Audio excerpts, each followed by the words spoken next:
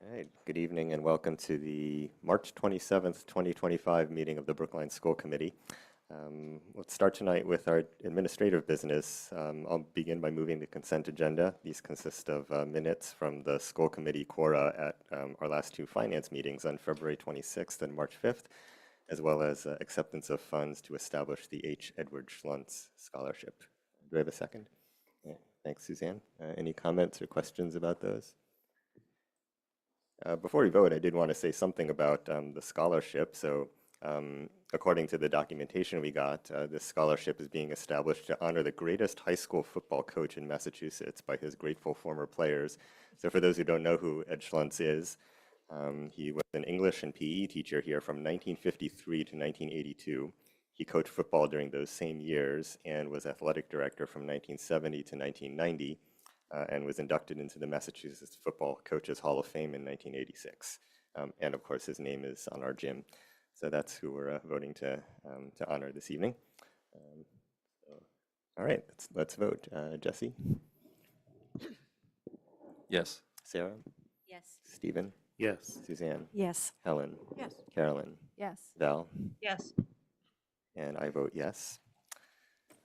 All right, let's go to Kieran for the student report.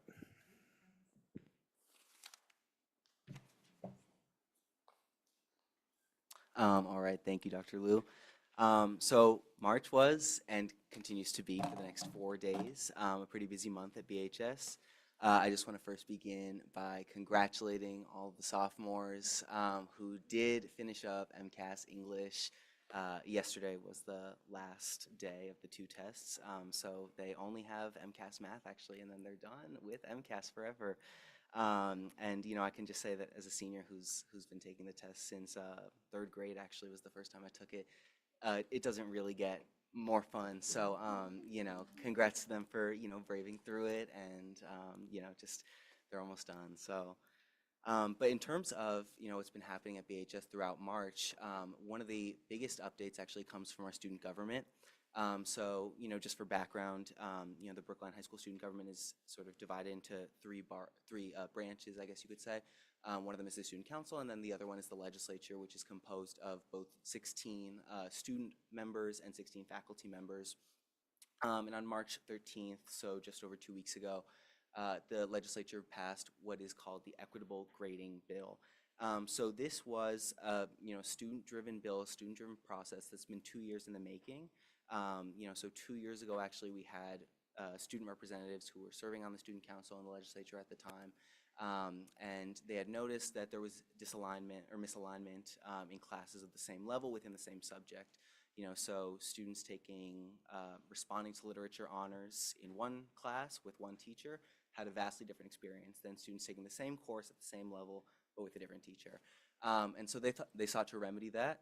And the final product was a bill that was just passed by the legislature that standardizes midterm and final exams. So the nature of them, what the content is that's covered, late work and extension policies within classes, and then the basis for final grades among these classes. So just ensuring that the final grade is representative of all 4 quarters, weighted evenly. And so I can just say from personal experience, actually, this was a pretty monumental undertaking. And I want to, particularly highlight two juniors, Eric Barden and Aditi Jayashankar, who were, particularly instrumental in getting this bill across the finish line, I guess you could say, and getting it to where it was. There was a lot of teacher feedback and a lot of opinions on the bill that they had to consider, and I think this final product is really a testament to their hard work. In other news, Brookline Theater and the Drama Society actually had a pretty busy month. So annually, they go to states for drama, for productions, and this year they actually reached the semifinals of the Massachusetts Educational Theater Guild's State Festival, with their production going up. So a big congratulations to them. BHS students actually who are a part of the Drama Society, who take theater classes at the high school, also have the opportunity to write and direct their own productions. So there were two seniors actually who wrote and directed their own hour and a half, 2 hour long show. and they were able to perform that for the entire student body. Unfortunately, I didn't get to go, but I did hear from people that it was a great show. And then just about 2 weeks ago, the Acapella Fest at BHS was held. Tap in, and it featured all of our various acapella clubs, the acapella choir, Perfect Pitch, Notify, and Glee Club, and it was a pretty great show. So the performing arts at BHS recently has been on a roll. And then, oh yeah, of course. And then spring sports also just began this month. Most of them began 2 weeks ago, March 17th. 900 BHS students are actually registered to play a spring sport, which is 40% of the student body, which is a pretty staggering statistic. I want to also give a special highlight to the girls varsity hockey team. They were seeded number 28 in the MIAA D1 state tournament, which was actually the first time that they've made it to the first round of the playoffs. So obviously a pretty historic season. And then I would be remiss if I didn't plug the tennis team. We're always, we play at Waldstein Park if you guys want to come see. We love it when people come out to the matches. But we're all looking forward to it's going to be a great final season actually at VHS in terms of sports. And then just looking ahead, tomorrow is going to be the junior semi-formal. So I went to that last year as a junior. I can say that I had a very great time there. So it's going to be a fun night full of dancing and food. I think it's catered from Cane's and Anna's Taqueria, so you can't really go wrong with that. And in more, I guess, serious news, all students have to submit their content, their course, and elective requirements by April 1st. So the schedule actually, I'll send this to Betsy as well, and she can give this to you guys if it's too small. But this was just the timetable for signing up for courses, picking electives. And the next Wednesday, BHS will also have a special schedule because BHS students will participate in the annual day of dialogue, which addresses, fostering conversations around expression of sexual orientation at BHS. And how we can make BHS a more welcoming place for all, regardless of their sexual orientation. So that's what's been happening at VHS during the month of March. Yeah, thanks, Kieran. Helen. Yeah, thank you. Thank you for that great report. So I had two questions. One, the new legislation that went through, does that mean at the end of, let's say, U.S. history, everybody in U.S. history honors in midterms gets the exact same test? So it doesn't necessarily standardize the questions or anything like that, but it does ensure that the same amount of sort of content on the midterm, like the same proportion, comes from the same units. So I can tell you that if your first unit is the Constitution and whatnot, the same percentage of each midterm is going to have the same percentage of questions devoted to that specific unit. So that's really how it's trying to standardize it. It is going to be the same sort of number of questions designed to take the same time, but the individual questions, I think that is still up to teacher discretion. That's great. And now I've forgotten my second question. Can you just go through the slides real quick, because there was something. Sports, go back. I think that's amazing that 900 students, I had read that too, have signed up for spring sports. It really is a testament to us really looking at the whole child and really making sure that all aspects are attended to. And are you going to let us know? I know what I was going to ask you. Are you going to let us know when the varsity team's playing? Oh, absolutely. Yeah. Maybe so send a little. I can send you guys our schedule. Thank you. All right, thank you very much, Kieran. So our next item is public comment. So we have 11 speakers signed up tonight, and so we can accommodate them all at the beginning. I did forget to mention before, as I always do, that there are 7 of us around the table. We have Val Frias remote, and Mariah Nobrega is absent. All right, our first speakers are Emily Jaffe and Shirley Shee.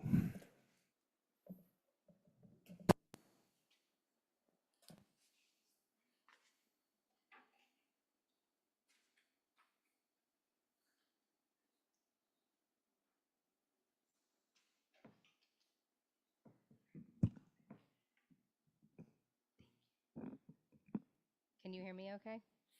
Okay. Good evening. My name is Emily Jaffe, Chair of the Brookline Special Education Parent Advisory Council. I appreciate the opportunity to speak tonight on behalf of families of our most vulnerable students. I am here to strongly oppose the elimination of any Learning Center teaching positions. These positions are not optional.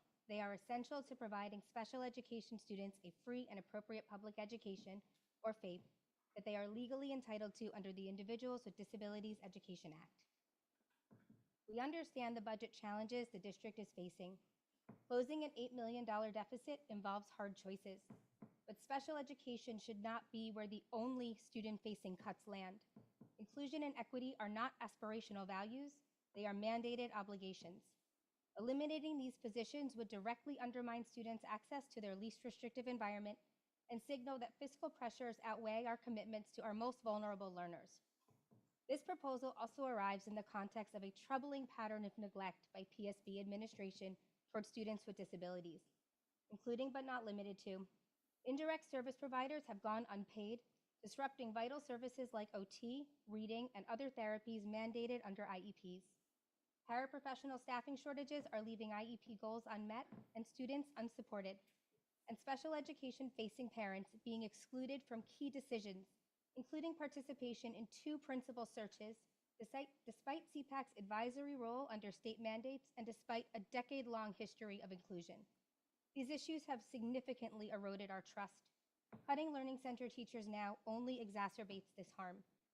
Learning Center teachers are central to making inclusion work. They assist students in meeting grade-level curricular demands by providing individually tailored instruction in reading, mathematics, and written language, as well as social-emotional learning and executive functioning skills. LC teachers modify each lesson to meet the unique needs of each student, a task that becomes increasingly challenging as caseloads expand. The introduction of a new literacy program next year compounds this challenge, as it requires the initial development of lesson plans from scratch, necessitating substantial time from special educators. LC teachers' work isn't limited to just what's visible in a classroom or on a breakdown, regardless of how complete it may appear. Caseload numbers do not tell the full story. One student may need daily academic and behavioral support, another may need consultation and check-ins.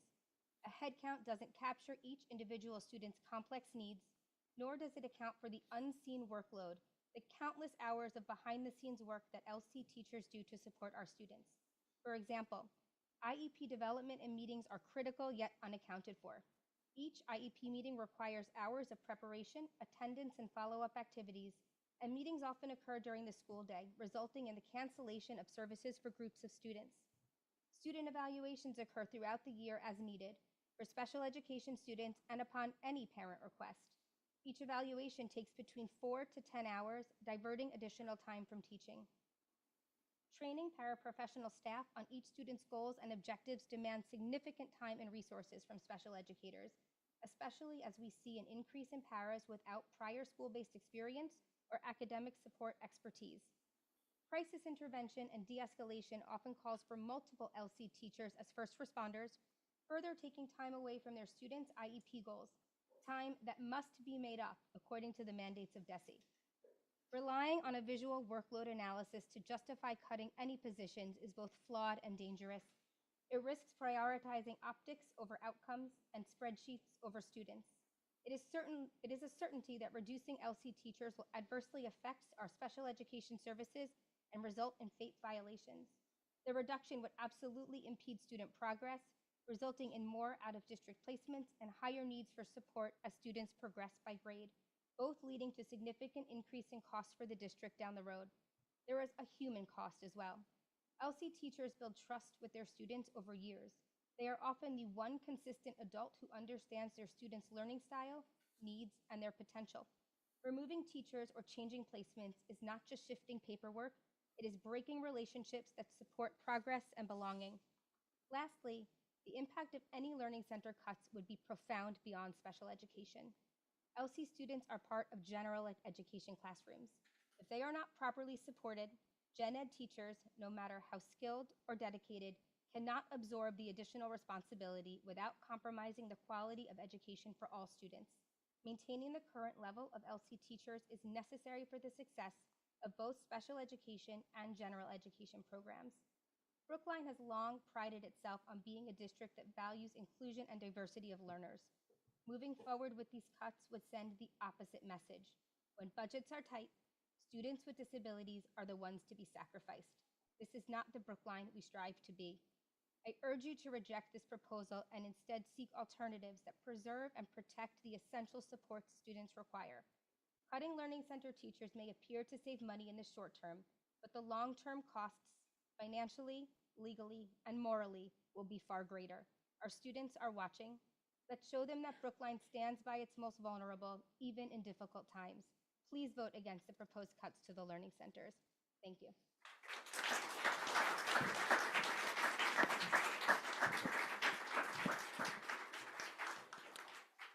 Thank you, Ms. Jaffe. Our next speaker is Matt Rosenthal.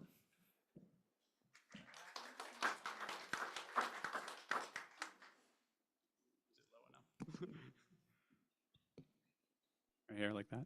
Okay, great. Okay. All right, thank you. Good evening, my name is Matt Rosenthal, and I'm the K-8 Math Curriculum Coordinator. I've been in a leadership role in Brookline for the last 10 years of my 29-year career. I'm once again asking you, the school committee, to maintain the K-8 Curriculum Coordinator positions as they are currently constituted: K-8 Math, K-8 English, K-8 Science, and K-8 Social Studies. For our K-8 coordinator team, it can feel like we are nowhere. 4.7 miles away in our Chestnut Hill office. To help the district, we have already given up hundreds of thousands of dollars of materials, probably like 4 or 5 FTEs worth, through strategic ordering, deferred contracts, and grant writing. Uninvited to district leadership meetings, we've crafted and received significant praise for a curriculum map of all K-5 teachers that includes a new ELA curriculum, along with the science, social studies, and math scope and sequence. This will allow for curriculum connections and appropriate timing of assessments. Yet, the fate of our team is still uncertain to this day, even though there have been signatures of 108 teachers and numerous testimonials regarding our impact and instances when this committee has moved to restore our positions. You have these, and I will leave them with Betsy after this. Despite the uncertainty, we continue to do the work. In reality, we're not nowhere, we are everywhere. We touch every building and every student K through 8. Every material that's in our students' hands is from us. Every book, every map, every microscope, every virtual and manipulative, every assessment platform. We provide teachers and students with what they need, and then we go directly to classrooms to support their use. In social studies, thanks to our coordinator, Greg Porter, our students have lesson plans and conversations appropriate for 5-year-olds or 10-year-olds or 13-year-olds from all walks of life in response to global or local events.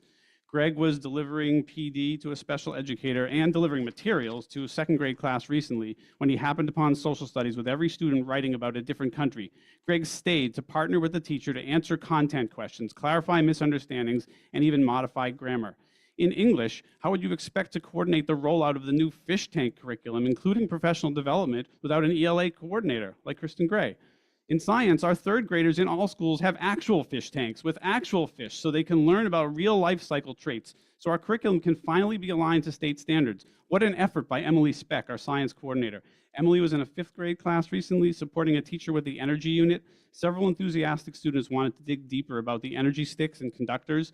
Emily responded to student inquiries on the spot and then followed up to provide additional resources for the teacher. And in math, today, I was sitting with 2 4th graders, one who had finished her work early and another who was struggling with the math and the language. To one, I asked probing questions to extend her thinking, and to the other, I provided visual models to help her get unstuck. And did I mention that our 8th graders, the first cohort to go through our curriculum, adopted by the school committee since they were in 3rd grade, was tops in the state? Yes, I did mention that. We support all students across K-8 because our schools are set up that way, K through 8. Generalist administrators can't do this. At our core, we are a teaching and learning organization. All of our students and teachers deserve content expertise in our K-8 schools. We are highly visible and collaborative. Our impact spans K through 8, and we are, quite frankly, unappreciated as leaders. I ask that you maintain our current positions. Thank you again for your time and consideration.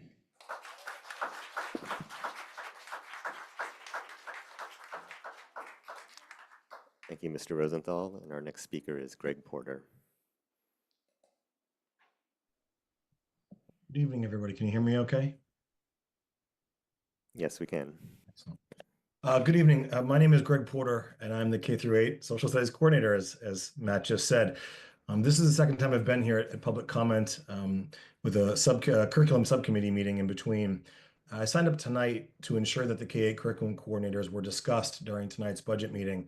As more time passes, the decisions you have to make are understandably becoming more complicated and challenging, and I don't envy the position you all are in as you weigh these options. I'd like to begin by acknowledging and appreciating the powerful statement the school committee has already made in support of schools. You've already made the determination that we will not meet the $8 million budget shortfall for FY26, as there are not enough options left to make up for this deficit. You've identified areas that must be protected in support of our schools because you know that these cuts would have been to critical areas of need, including food service, custodians, and ALC, math specialists, just to name a few. And the reason these considerations are so challenging, and more so than in previous versions of this budget process, is that we, the public schools of Brookline, are at a breaking point. We have come to the point of maximum stress on our school system, with all of these cuts having a massive impact on the quality of a Brookline education. And I would imagine that you're concerning yourself that the next cut could be the straw that breaks the camel's back. And as it pertains to the K-8 coordinators, that's exactly what we're talking about. As you heard over just a few moments ago and over the last several weeks, from coordinators like Dr. Rosenthal, Dr. Martin, K-12 coordinators, hundreds of elementary and middle school teachers, the K-8 coordinator role is an essential one. And tonight I'd pose a new question for your consideration. If the K-8 coordinators were to be cut, where would our collective and individual educational leadership go? To remind you, just some of our tasks include curriculum, materials, instruction, instructional support, professional development, coaching, budget management, data collection and analysis, differentiation and accessibility. The list goes on. So where will all of that go? Who will manage it? Will it be pushed onto the teachers to manage for themselves? And for the K-5 teachers, management of 4 different subject areas, content. Would it fall on building administrators to pile onto an already overflowing plate? To central administrators who are tasked with management of all aspects of K-12, or to the proposed directors who, even if you found someone who was outstanding, that would be one person taking on the work of 5 without the content area expertise or capacity to provide direct support to teachers across 8 schools in 5 disciplines. Do any of those scenarios sound to be in the best interest of students, of teachers, of families, of Brookline? The obvious answer is no. You've already made the right decision to draw a line in the sand as it pertains to the budget crisis. And you know that we are at the breaking point. A cut of the K-8 coordinators would lead to an immediate and sustained negative impact on the public schools of Brookline for years to come. I ask you to continue your protective stance in support of the schools by removing the K-8 coordinators from the proposed cut list tonight. And if during your deliberation you have any questions about the role of the coordinators that would help you better make your decision, I implore you to ask me. I will stay on the call until whatever time this meeting ends, and I'll answer anything you want to know. Thank you so much for your time.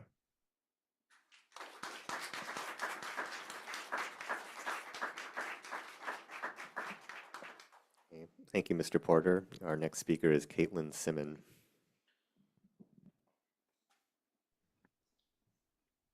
Good evening. My name is Caitlin McCarthy Simon, and I am a school psychologist at the Ruffin Ridley and Runkle schools. I've had the privilege of working in this district for 11 years. Members of the school committee, I urge you to reject the proposal to eliminate the district-wide psychologist or any psychologist or adjustment counselor positions. We are in the midst of a childhood mental health crisis. Over the past few years, we've seen a significant rise in anxiety, depression, and other mental health challenges among young people. As school clinicians, we are on the front lines offering counseling, crisis intervention, referrals for further treatment, and preventative social emotional instruction. We provide vital support to students and staff and conduct universal social emotional screenings to identify students who may be at risk. A reduction in clinical staff positions will drastically reduce our ability to provide these critical services, which impacts all students in Brookline schools.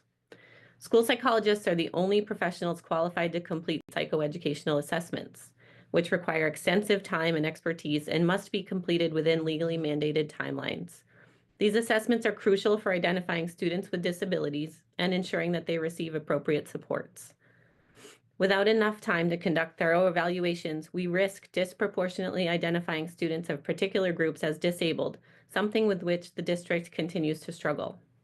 Eliminating the district-wide psychologist would result in an additional 8 to 10 evaluations, or roughly 80 to 120 hours of work per psychologist. Increasing testing caseloads is not the same as increasing the size of service delivery groups. Testing must be done individually within the mandated timelines. When the caseloads get too high, the district-wide psychologist is required to help balance the load. Without this support, the quality of work would drop and critical clinical services would be sacrificed, who knows at what cost. Furthermore, when the demand for evaluations exceeds the capacity of our staff, the district would have to contract with outside agencies. Contracting to fill a position is significantly more expensive, costing up to 1.5 to 2 times the salary of a full-time psychologist, and results in lower quality evaluations. There's also a national shortage of school psychologists. After 2 years of effort, we are finally fully staffed this year. When we inevitably find that we have underestimated the need for psychologists if positions are cut, we risk being unable to fill those roles, let alone with the same quality of personnel. Even fully staffed, our time is stretched very thin, and the demand for our services is ever growing. I urge you to consider the impact of these cuts on our students, their well-being, and the overall health of our school system. Please protect the clinical staff that our schools desperately need. Thank you for your time.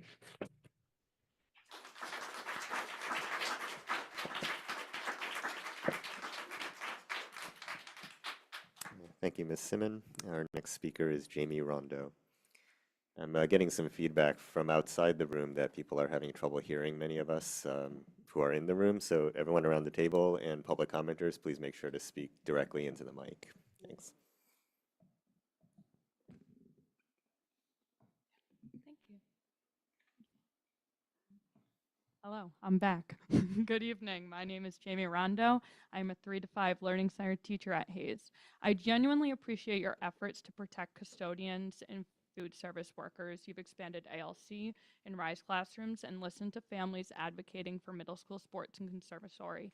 Thank you. However, I am deeply concerned about the proposed cuts to student support services. Robin Hood is a hero because he steals from the rich. Cutting special ed support does the opposite. It steals from our poorest students. Cutting 6 Learning Center teachers will double the workload of those who remain.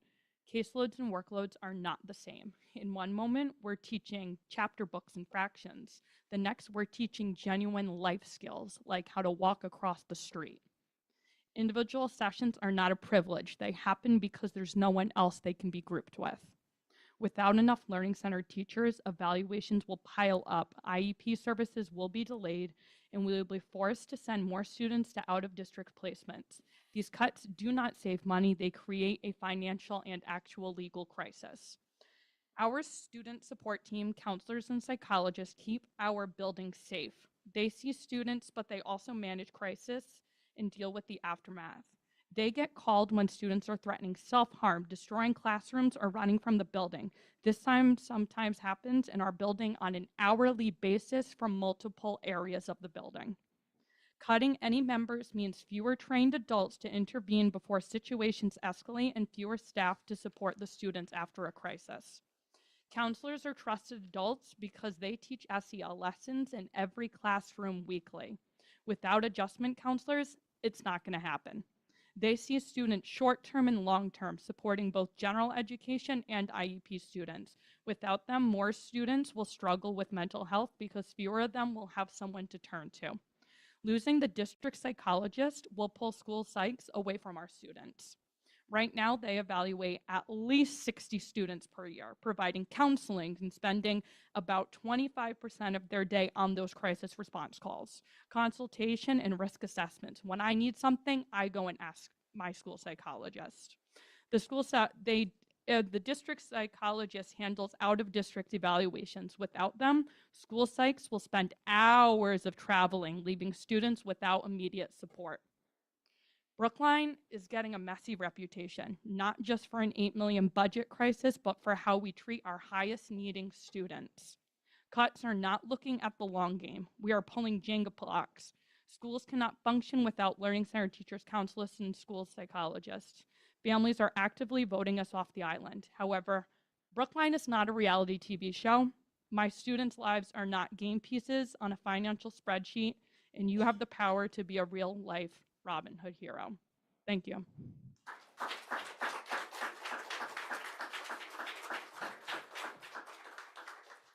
Thank you, Ms. Rondo. Our next speaker is Rachel Dunbar.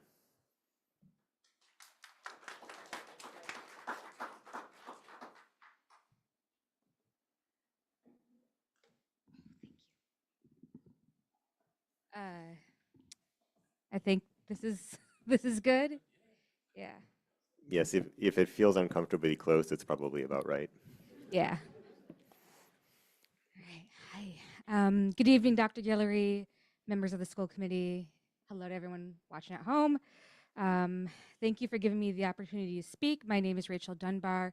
I am a learning center teacher in the public schools of Brookline. This is my 3rd year in Brookline and hopefully not my last.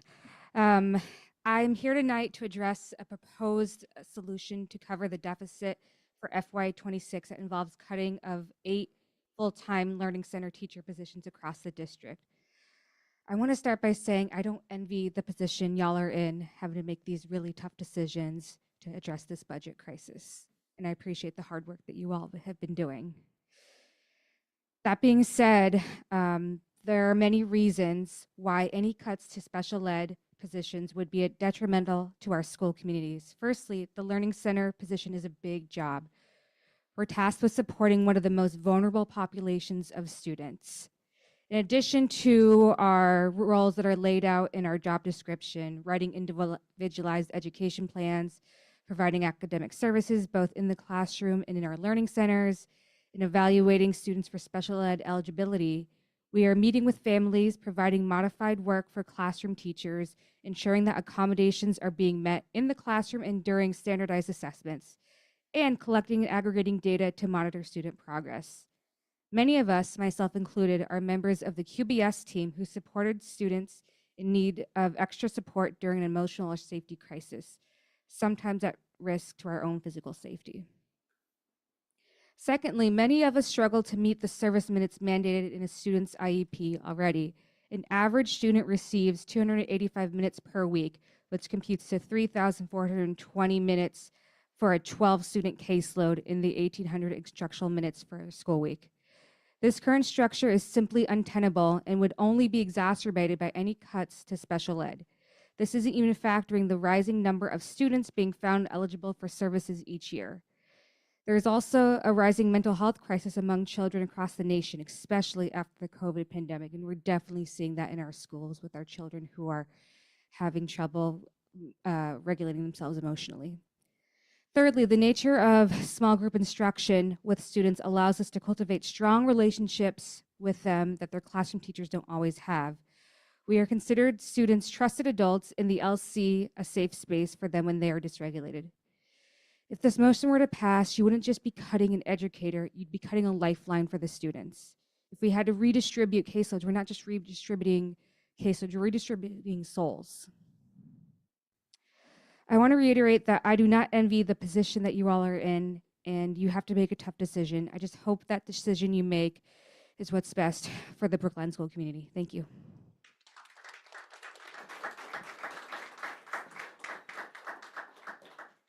Thank you, Ms. Dunbar. Our next speaker is Cassandra Prokowski.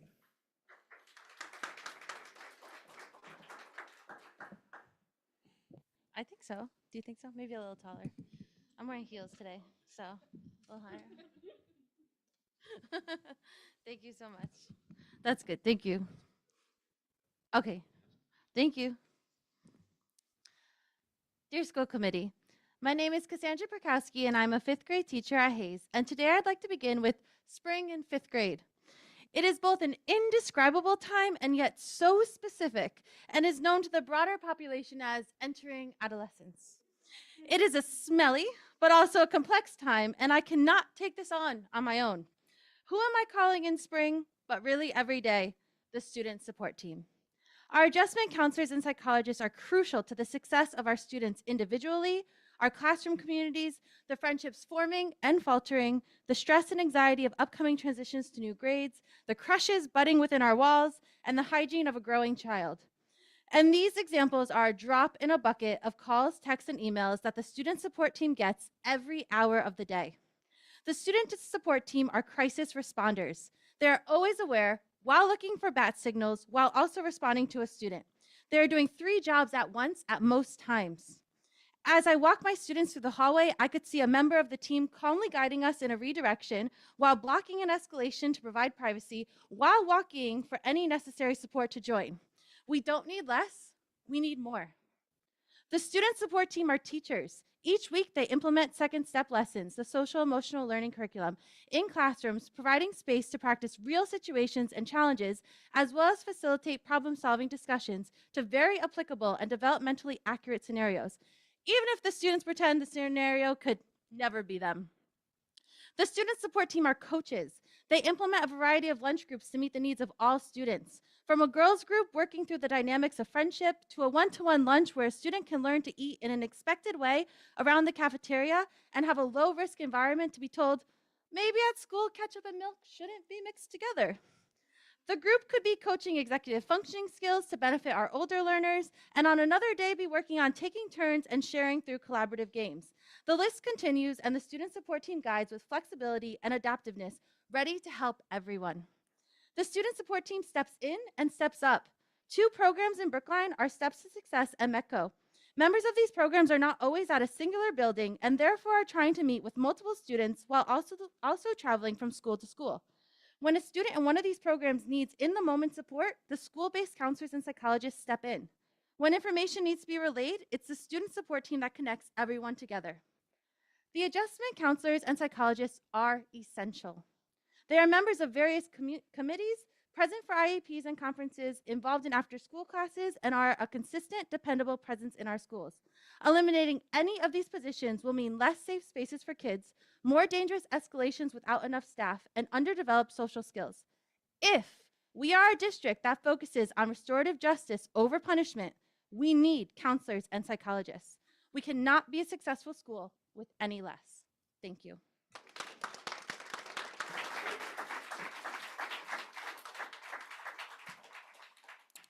Thank you, Ms. Prokowski.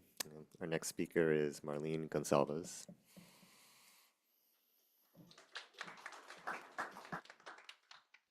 Hi, Gonzalez. I teach English at Pierce. Does that work? That's fine. My kids just finished an argument unit that was accidentally but fortuitously timed. Create an argument to lobby a school board as to what electives should be saved: coding, cooking, or music. Part of this unit was focused on crafting appeals to a specific audience, which meant I had to do a little bit of knowledge building about what a school board even is, how we in Massachusetts call it a school committee, how one gets to serve on it, and what its responsibilities are. Helen, I have a picture of you on my whiteboard.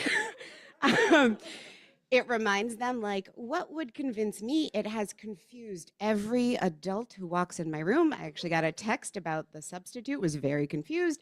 My homeroom also calls you the mother of all new buildings because we had to learn about subcommittees. They love you, Helen. Come visit us.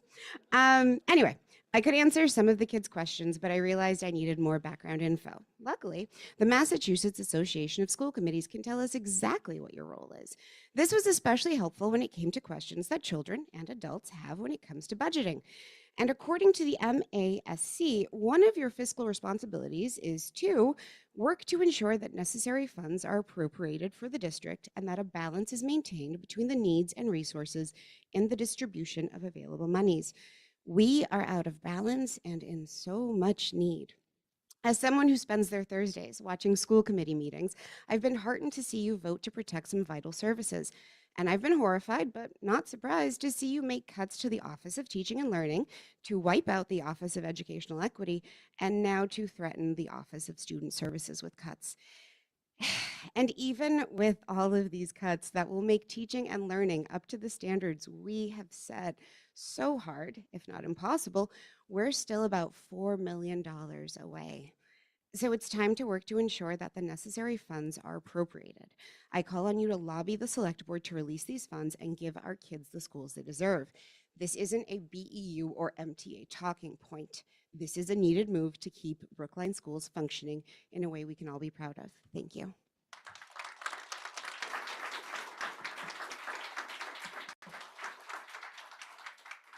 Thank you, Ms. Gonzalez. Our next speaker is Lucy McNeil.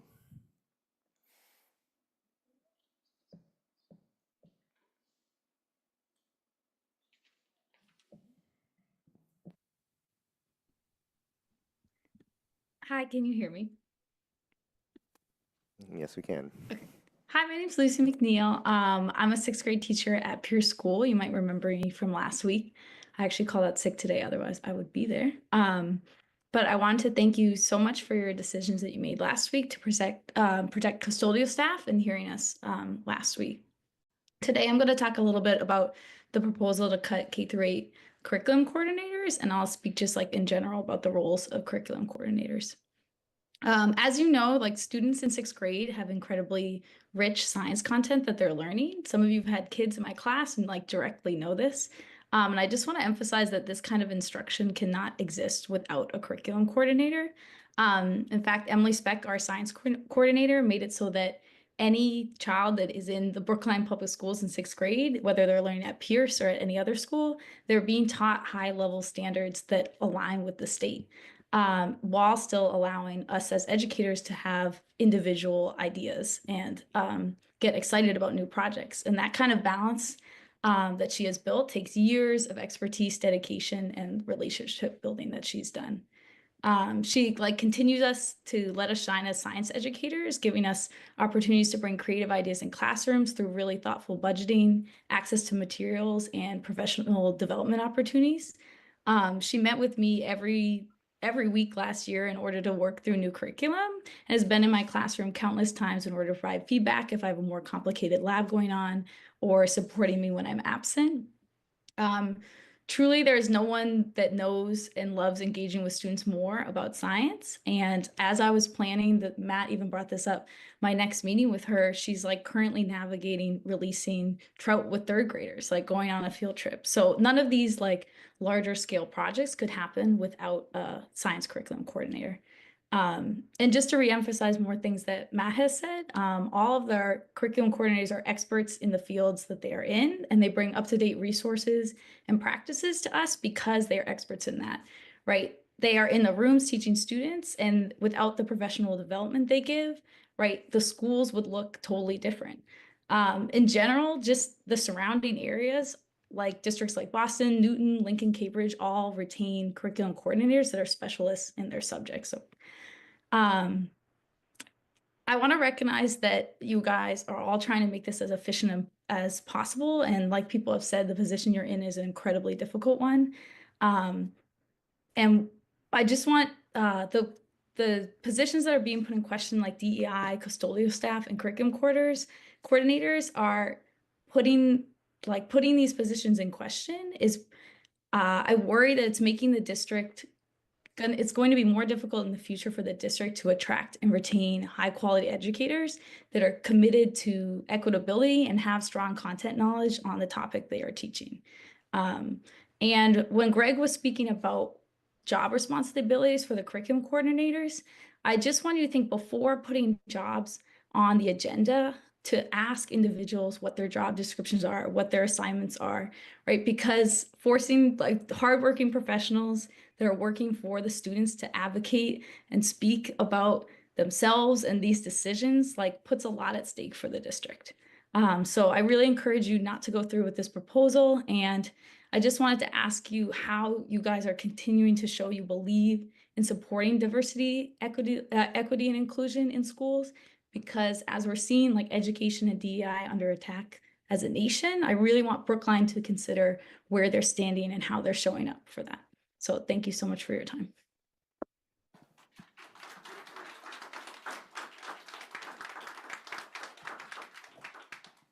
Thank you, Ms. McNeil. And our last speaker this evening is Dana Blackman-Brown. Oh, is it? Okay. Yep. Thank you, sir. All right. Hello, everyone. My name is Dana Blackman-Brown, and I'm a Learning Center teacher at the Lawrence School. Hello, parents. Thank you for putting your children on loan to us. It is an honor to be your child's teacher. I know cutting Learning Center teachers and consolidating caseloads is a mean to closing the overwhelming budget gap. I do not envy you. But this would cause a crisis in our schools here in Brookline. I believe understanding the grave consequences of cutting Learning Center teachers can best be told through giving you a window into my day, not through the rigid PDF file that details my schedule. My day contains far more than what's in writing, not determined by a preset schedule, but rather student and communal needs. So I'm going to tell you about today. So today I actually had prep in the morning, but it was used for a student consult due to a recent crisis, rather than preparing for my lesson that was next block. It's a good thing that at 9:30 last night I prepared for it. I then proceeded to teach from 9 a.m. to 12:07, where I had an intended learning center, but because of the new sexual education unit, I'm shifting that student's intervention to tomorrow, which will actually take a prep away from me tomorrow. I had about 20 minutes to eat, and then from 12:45 to 2:30 p.m., I was in multiple consults and then dealt with a student crisis. So I had about 30 minutes today to myself. Right now, we have caseloads that demand our entire day and more. Imagine if we moved all our highest need students in the 7th and 8th grade to 2 teachers, 1 classroom, and only 3 learning centers. The consolidation of caseloads will move our schools out of compliance. This results in legal implications, and more importantly, student needs aren't met. I'm here to best support students. You're babies.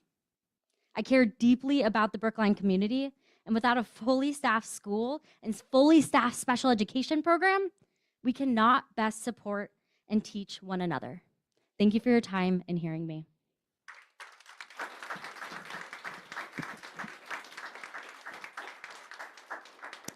Thank you very much, Ms. Blackman-Brown, and that brings our public comment to an end and takes us to continued discussion of strategies to increase revenues and reduce expenses. So there are 4 items that we have staff presentations for tonight: BEEP, OSS, Information Technology, and Brookline Adult and Community Education, in that order, I think. So Dr. Guillory, are we going to start with Brookline Early Education Program? Good evening, everyone. We are starting with BEEP this evening. Ms. Eberhardt is here.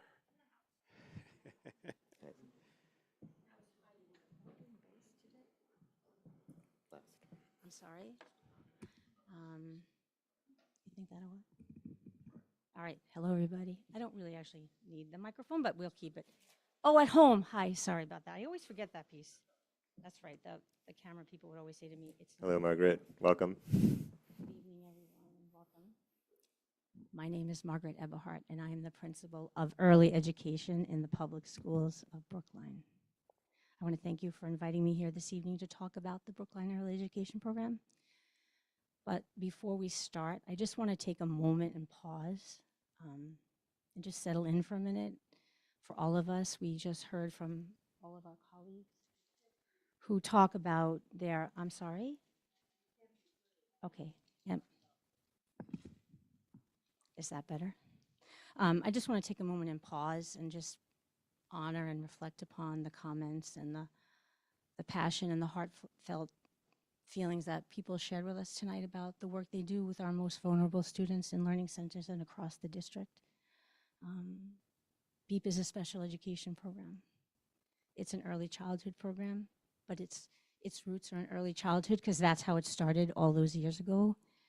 But its home is also in special education. We work with the most vulnerable students as they enter us from early intervention and come into the public schools of Brookline. We are often the first place where they come to learn to be a part of a public school when their children are just 2.9. They just learned to walk. They haven't been on the earth even for 3 years. So I just want to honor the comments of my colleagues and to feel the feelings that they're having, and to acknowledge that these are really difficult times that we're living in and that we're processing in. And I just want to take a moment to pause, take a deep breath, and just settle in for a moment before we begin to talk about BEEP, if that's okay with all of you.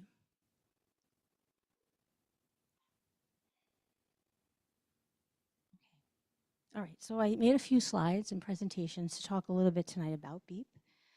The slides include a few things. They talk a little bit about the current state of enrollment, because as you know, BEEP falls under two categories. It falls under a revolving fund, which brings in tuition for the district, and under special education OSS, the general fund, right? So there were two funding sources for BEEP, along with some grants from the Department of Early Education and Care that fund some of our family engagement work, right? So we're gonna talk a little bit first about our application process and our lottery. So if you look at the first slide, you can see that we had 387 applications received for BEEP. We had a financial aid assistance request of 74 families. I don't necessarily have to read this slide. I think you can read it for yourself. I think the most important parts that you'll be interested in looking at is the enrollment right now is at 241 confirmed. Full IEPs not paying, and that is that's evolving figure because that's just the current students that might be moving on to the next level in pre-K is 27. Financial aid approved, parents who have applied and have been approved is at 31. And then paying students at 183. So the general ed openings are at 29. We are holding around 36 seats for special education, and we are maintaining a wait list for people who are interested in enrolling in BEEP.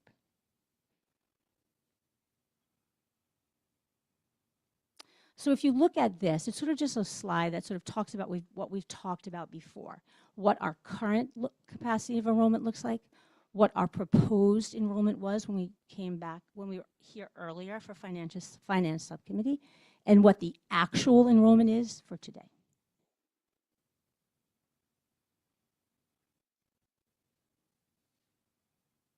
This is just a reminder of where BEEP is located in the district and the total number of classrooms that compose the early childhood program. So that's 23 of them. 4 of them are RISE classrooms. 4 of them are ALC or comprehensive classrooms. And then 15 of them are inclusive preschool and pre-K classrooms. And those are the locations of BEEP classrooms.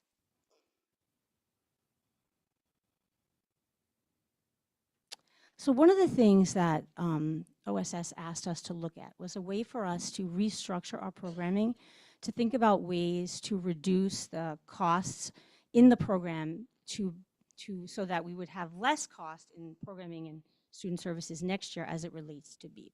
So we looked at our programming and we looked at ways that we could restructure programming to better use the resources that we already have and maximize learning opportunities for students, which is always at the heart of everything that we do. So our proposal and what we've done for next year is we are going to reduce the program by 1 inclusive pre-K classroom. We had an extra classroom that we moved from Clark Road that we didn't have a place for. We had extra spaces there, and we moved that classroom, and then so we're closing that classroom next year, right? So that will reduce the FTEs for the paraprofessionals in that classroom by 2. We're going to take our RISE classrooms and the inclusive preschool and pre-K classrooms, and we are going to combine and restructure those classrooms so that the paraprofessional program educators and the inclusive paraprofessional educators will be combined in one classroom with the special ed teacher to work together all in a sort of co-taught model with the RISE classroom. We have had enormous success with this model that we started at Clark Road. It has increased inclusion opportunities. It has increased opportunities for differentiated instruction, for intervention, and real opportunities to build school skills for all of our students. It's been a really successful model at Clark Road, which we carried over into Driscoll this past year. And that's where we thought about how we could consolidate those resources and better use and combine educational pedagogy and methodologies in early childhood education. Can I ask a question before you move on, Margaret? Of course you may. Thank you. Is that, I just want to understand, is this 4 total or is this 6 total FTE that you're proposing? 6 total. 6 total. Thanks. 6. Yep. Because it's 1 from each of the 4 pre-K classrooms, preschool, and then the 2 from the classroom that we're closing. Thank you. And one further clarification question. Sure. Sorry. Here. It's me, Stephen. I get a little sorry, Stephen. Does this impact the number of students that you would take? No. So it's just a delivery model. It's a delivery model. Just so one of the things that we did over the last couple of weeks is that we ran the lottery around 6 different ways. We tried to see if we closed more classrooms, could we increase savings without impacting revenue, right? Without decreasing the number of students that we could enroll and also decrease the revenue. And we couldn't do that. When we tried to do that, when we tried to combine more classrooms and consolidate that way, it impacted the revenue and the revolving fund too much. And I couldn't even get to 200 paying tuition seats, right? And that's the goal. That's the goal that we're aiming for, to maintain the revolving fund that we need to maintain the expenses associated with the revolving fund. So this was the best way to maintain the number of seats. So we're losing some, obviously. But the truth is that we always have more seats. Sometimes we could hold special ed seats. We don't always have as many kids as we hold the seats for, and some classrooms have less than others. So this way we did not impact the enrollment in that regard. So we'd have a smaller buffer. We have a smaller buffer for sure. But I don't, well, it depends. We still have 36, we're at 183 right now, and we have 36 still general ed openings, right? So we will fill those openings. It will take time and a lot of work. Part of the challenge with running the lottery is that you run the lottery, and the lottery is a very fair and equitable way to enroll students, and you lose people that way, right? Because they don't get their first choice, they don't get their second choice, then they lose out in the lottery for extended day, and then they can't come.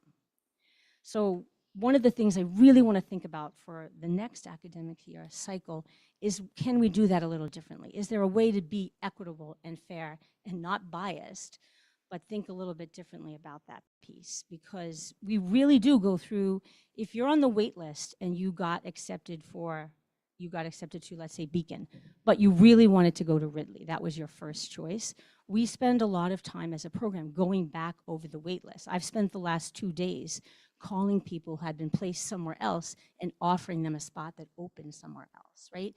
Because I'm trying to honor what I tell families when they participate in the lottery. That requires a lot of additional work, but it's the most equitable and fair way to do it. So, but it does take a lot of time, and you do lose people, and so I'm trying to figure out a balance that might work a little bit better.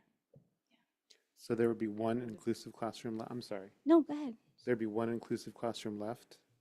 I'm sorry, say that again. How many inclusive? Less, so we'll have 23. This year we have 24, we'll have 23 next year, yes. And they would all be in one inclusive classroom instead of two? No. I'm sorry. I'm sorry. All BEEP classrooms are inclusive. Yeah.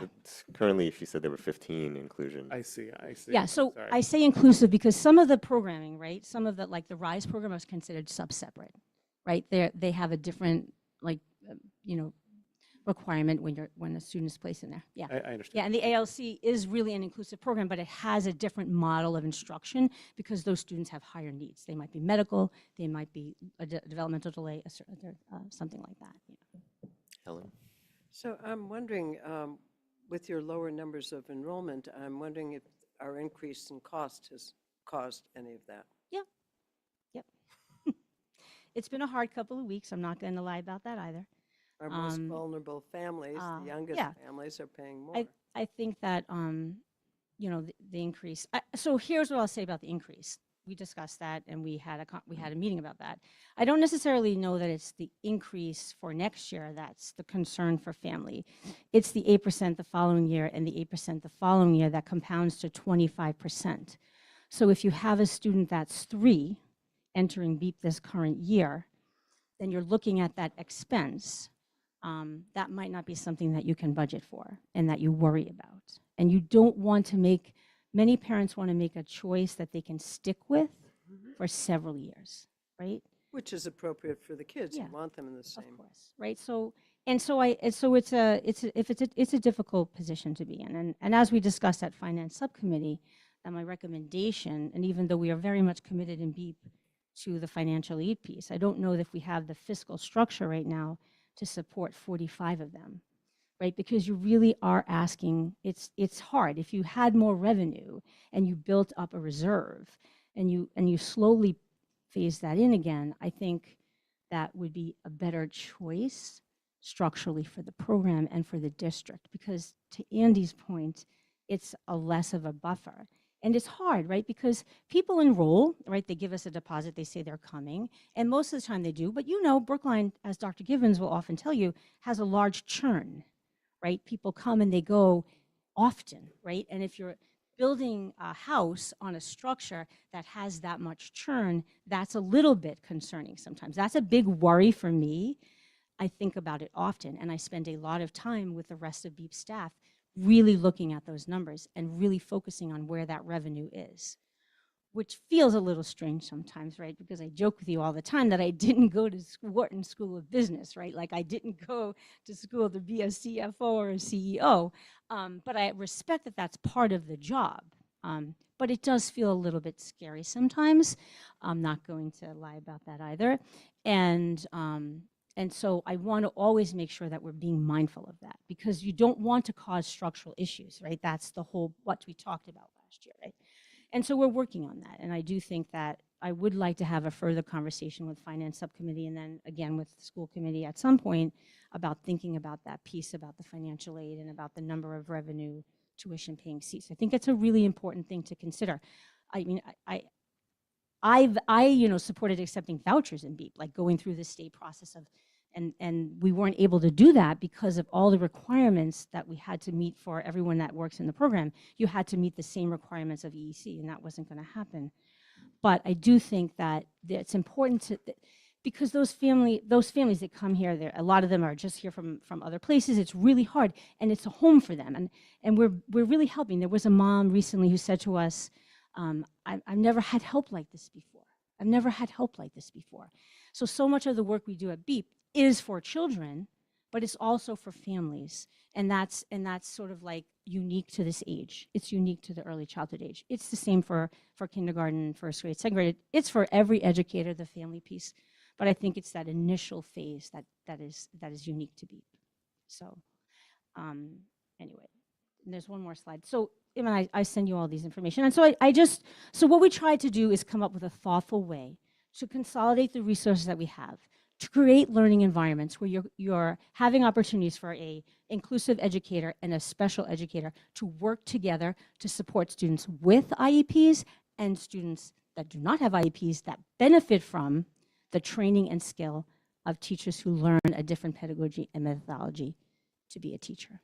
And in BEEP, you really see that play out, as some of these educators were sharing with you. You see that play out very much so. Because like I said, while we're an early childhood program and our roots are actually in early childhood, we are a special education program serving the most, some of the most vulnerable students in the community. So those are the goal when the OSS came to us originally was so that those 6 positions would be reallocated to elementary schools to meet the needs would need to request for students that we know are moving on from BEEP to the elementary school, and also would leave some more reserve, because you know those needs are coming. They're not going away. They're getting bigger and different. And some of the needs, and I'm sure that the educators in the room can attest to this more than I can, don't necessarily fall under a special education profile, but because of the needs of the children in the community that have grown up in these COVID times, right, they're different. But you can't always define them in a way that you would necessarily to put in an IEP. The social emotional needs are great for children and for adults, right? So that is how we try to restructure the program to impact the program least educationally, to impact staff least educationally, but to maintain the high quality that we provide for the community. So Carolyn and then Jesse. Sure, Carolyn. Thank you, Andy, and thank you, Margaret. Thank you for all this information. It's clear. I just have a couple of background questions to refresh my memory. Of course, yes. And they may be for Dr. Givens. They should be easy. Dr. Givens, when we had the second quarter report, I think it was 1/9. Am I remembering correctly that BEEP expenses were in deficit at that point? No. Okay. There shouldn't be. Okay. There better not be. And when reserve funds were used from the BEEP revolving fund to close our FY25 deficit. What's the balance? What was the balance? Can you refresh my memory what we used, and what's the balance now in the BEEP reserves, if anyone knows? I think it was 1.2, right? That was the amount that we used to And close the So where does balance. that leave? I think the start of the fund was like 2.1, and I think it's at $1 million right now. Okay, thank you. You're welcome. And BEEP is only for Brookline residents. That is correct. There are no, yeah, we talked, Dr. Guillory and I Yeah. last year about, we used to offer BEEP to teachers who work in people who live, work in the public schools of Brookline or in the town of Brookline. And long ago, we had that and it was really a lovely thing to have. I wasn't here then, but it was very popular. And I think that there was some feeling in the town that it was taking seats away from residents, right? So we don't have that anymore. I have been approached by educators who would love to do that, and nothing would have made me happier than to be able to offer those seats to those people. But that would be a conversation to have with the school committee. We also talked about Metco. We had a few Metco families who have preschoolers, pre-Kers, and they asked me about it, and I worked with Malcolm. But again, I don't think we were in a position at that time to talk to the school committee about how could we make that happen. I think both of those things are wonderful things to think about. I just don't know, how to make that happen necessarily when we're sort of in the midst of other things. But those are two really important things that we should consider for the future. Jesse? Hi, yeah, so a question or two. Sure. Yeah. How does the removal of the 6 paras affect the students in the program? So I don't think it should have an impact because we have by combining and co-teaching with, let's say, a RISE classroom and an inclusive pre-K or preschool classroom, we will have three RISE para-educators, one inclusive para-educator, and 2 educators working with a group of children. And that should really increase opportunities. What I see in our program where we have a special educator and an inclusive educator working together, I see different outcomes for students because there's more opportunity to collaborate, to differentiate instruction, and to really think about what works best for students. Because sometimes students that are not on an IEP might benefit from smaller group instruction in a quieter space. And you can do that with reverse inclusion. And particularly at this age, it works really well. And then we have a multidisciplinary team of specialists. Like I walked into a RISE classroom today, where the speech and language pathologist and the OT were leading a group of RISE students and other students in a classroom. So those are the wonderful opportunities that you have in a program like this, where you have multidisciplinary team of educators, plus inclusive educators and special educators. So I guess my question also, I guess continue that one before my other one, is if the number of students with IEPs needed one-on-one paras or something, are we getting to a situation where we might find ourselves short and then have to So that's say, always we need that's always a challenge. So the way that you structure the program is that you're using the program paras to meet the needs of the children's IEP, right? So sometimes, and we've encountered this year as well, a student will come to us and they actually do need a one-to-one. And I think, and that's been harder to fund, right, because of the current situation that we're in. And so I'm hoping that with at least releasing some of these positions for the kindergarten and then having some others, that we would not encounter that. You always are going to meet the requirements of the IEP. And if a student requires a one-to-one, then the student should have a one-to-one. This should not impact that. And this should provide better collaboration and inclusion opportunities for students. Great. Okay. At this age, it works in a different way than it does sometimes for older kids. And then I guess my final question, there was that slide, but I think I remember what it said about transitioning the paras to the K-1 or something like that. That was the conversation I had with Okay. OSS. I just don't know what that looks like in practice. And we Right. always have people who leave. Right. Like there's always people who come to the program and work as a paraeducator, and they're working on becoming a teacher, or they're working on something else, and then they would leave an open position. I guess my but question, we're not in that position. right. So my question is, if we're removing them from BEEP, right, do they have my assumption is guaranteed that locations to there go would, to? So and we're not especially if they have leaving them out in right, if cold, they have you know? professional status, or they've been here a long time, right? Yes. They would be able to take a position somewhere else. That is correct. But At least that's my understanding. And, and those are available? So, I mean, Yes. okay. There's a need for them. Yeah, so There's a it's great not- need for them. It's not that we're creating new para No, that's the positions. point. The Okay, point so is this is right. not budget neutral. We are That's saving right. those We are 6 saving the FTE. money by not creating new positions. There were new positions that were in that original budget request.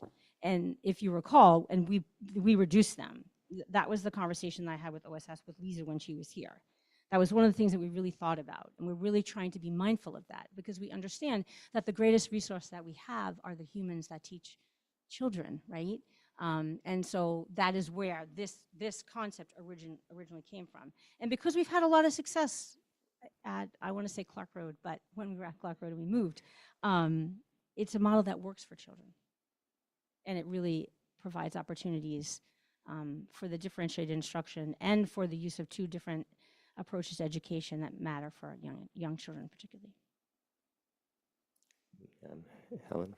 I don't know, Stephen was maybe before. Oh, I didn't Oh, see sorry. Stephen's hand. No. So I think this is great that you found a solution that is a good solution, Yeah, it sounds hope like, so. for kids, which is the most important piece.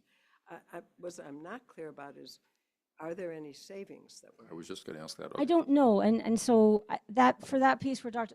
Givens and I, we talked about that a lot. I don't know because so I did try, mind you, I ran the lottery 6 different times, and there was no way for me to reduce more classrooms. No, I'm not asking that. Oh, I don't asking know, what you because have the here. goal is not to. I'm I not think we asking you need to those. reduce any more Oh, okay. classrooms. We need- Margaret, let's let Susan Oh. answer that question. Thank you. So the savings would be 251,856. Thank you. And are those savings that have already been accounted for? So that those don't go under the new position reduction line that we already accepted on the spreadsheet? Okay. Dr. Givens, I'm just confused. So if we're transferring the paras from BEEP into different grades, where do the savings come from? In the budget that you have right now, we had added a number of positions. We cut some of those already earlier, and there's still some new positions in, okay? So by making the cut to BEEP, those staff members would move into those open positions that we haven't cut. Thereby, the reduction will occur, okay?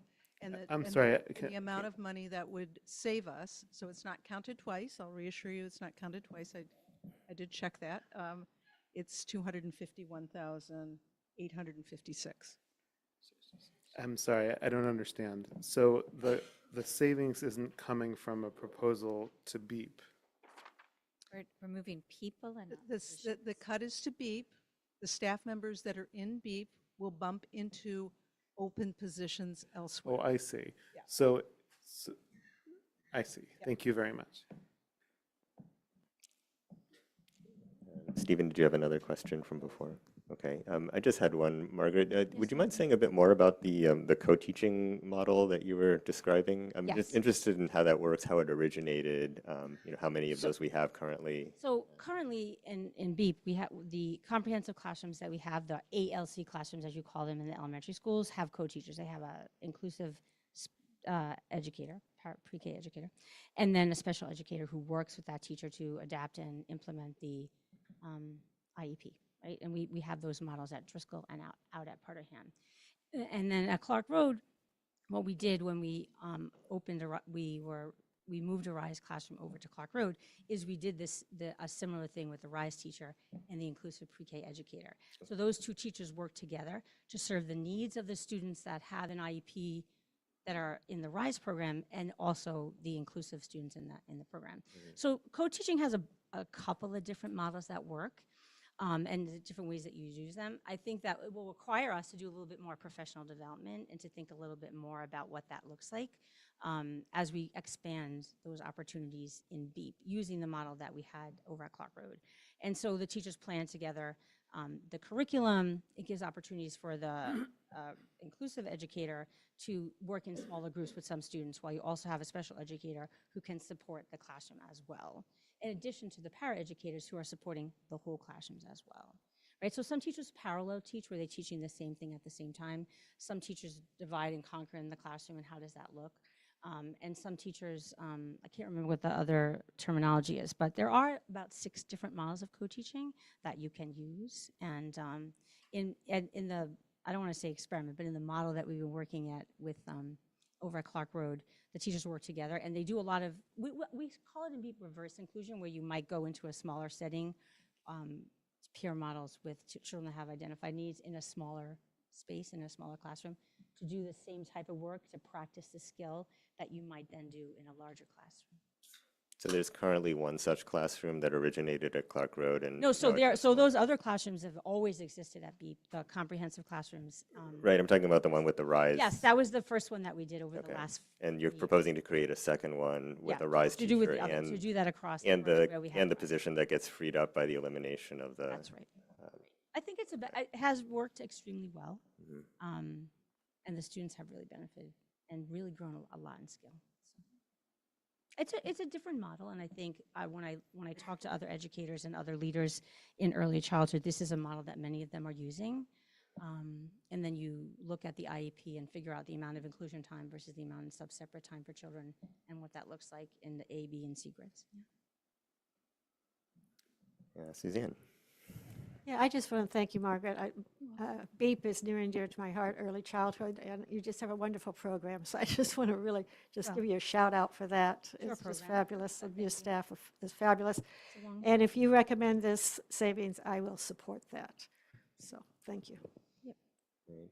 Would anyone like to make a motion at this point? I'll move it that we go along with this recommendation that essentially, what do? We're saving 6 positions. We're moving 6 positions. Yep. And in the budget, we are now saving $251,856 without harmful impact to any of the students we have or will have next year. Is there a second? Jesse, thank you. So any further questions or discussion before we vote? All right, I'll start at that end this time. Carolyn? Yes. Helen? Yes. Suzanne? Yes. Stephen? Yes. Sarah? Yes. Jesse? Yes. Val? Yes. And I vote yes as well. Yeah, thank you very much, Margaret, for the thought that went into this and for your presentation. Oh, thank you. I have to thank Rachel Krigan and Erin Herney, who are my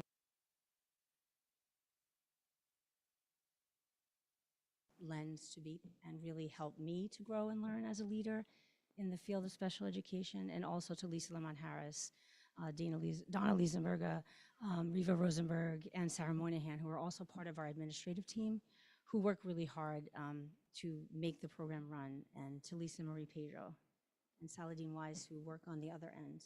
I really couldn't do that without this, and to the teachers and the educators in the program who are really special. I've been doing a lot of tours the last couple of weeks with families. And one dad said to me last week, this is exactly what I want for my children. Like, this is the environment that I want for them. This is the kind of learning that I want for them. And the teachers and the educators and the specialists are what make the program. I get to come and talk, but they do the work, the day-to-day work. They are in the classroom making a difference, and they are making a huge difference.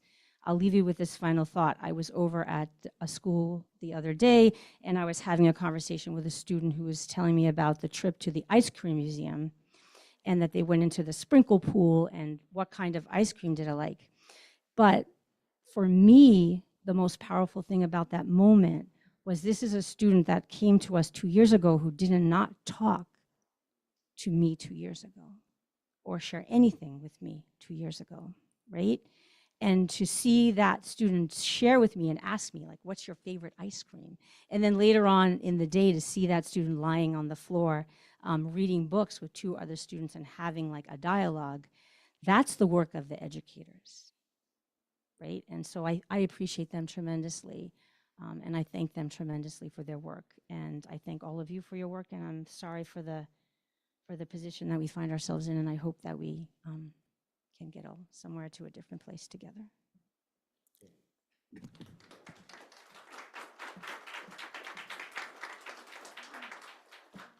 Thank you, Margaret. All right, next up we have the Office of Student Services, Dr. Schmuckler. Thank you. Yep, thank you.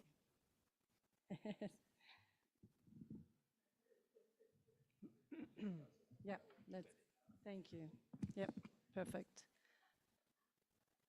Yeah, good. Good evening. It's good to be back here again in this, I think, 2.5 week here. It feels very much longer. So I think as many of you heard from everybody here, and Brookline, and as we all know, has a long and storied history and tradition of supporting all students in inclusive environments, and particularly supporting students with special education needs with excellence and innovation. It's why everyone in this room and people choose to come and work here or come back here, as in my case. And it's also why people move to Brookline and send their children to the Brookline Public Schools. And while we are very much mired in the stress and hardship and challenges of this budget season, we are also continuing to work on making sure that tradition continues as we move into FY26 and we continue to provide services with excellence and innovation and care for our students, our families, and for our faculty and staff. So with that, I have quite a few things to get through today. We're going to start with out-of-district tuition. And before I get started, I want to give a huge shout out to the OSS team of Joanne Tanetta, who's the head clerk, Kelsey Nash, office manager, and Kristen Beaupre, who's the out-of-district coordinator. They have spent many, many, many hours these last 2.5 weeks alongside me, really working on looking at the out-of-district tuition and making sure that we have accurate accounting so that we can really look at what's the picture for the remainder of this year, FY25, and know what's happening in terms of FY26. I think as people know, out-of-district is, from a budget perspective, very volatile. It's very unpredictable. There's an enormous amount of flux in and out of the system in terms of student needs. And so having day-to-day accurate budgeting and accounting is integral. And so just really thank you to the team. So next. So this is just big picture. These are our special education rates from 2021 to 2025. These come from DESE. They're actually pretty close. The 1320 is a little bit under. We're at 1359. And that was actually the other day on Aspen. And as you know, we have many students move in the spring. So that number could be changing. But as you can see, we've had an increase from 2021 from 17% to 18.6% in 2025. So that's kind of just to give you some context in which the number, yeah, 1359. Well, the 7089 is also wrong. It's 7133. Again, and if you probably run the search today, the numbers will be a little different. So anyway, that just gives you the bigger context. Next slide. So these are out-of-district tuition rates. So there are two groups of students who receive tuition. Students who are placed out of district through the IEP process, and students who are on settlements. And in your budget book, those are also budgeted differently. So if you look in your budget books, you have a line for out-of-district, and you have a line for settlements.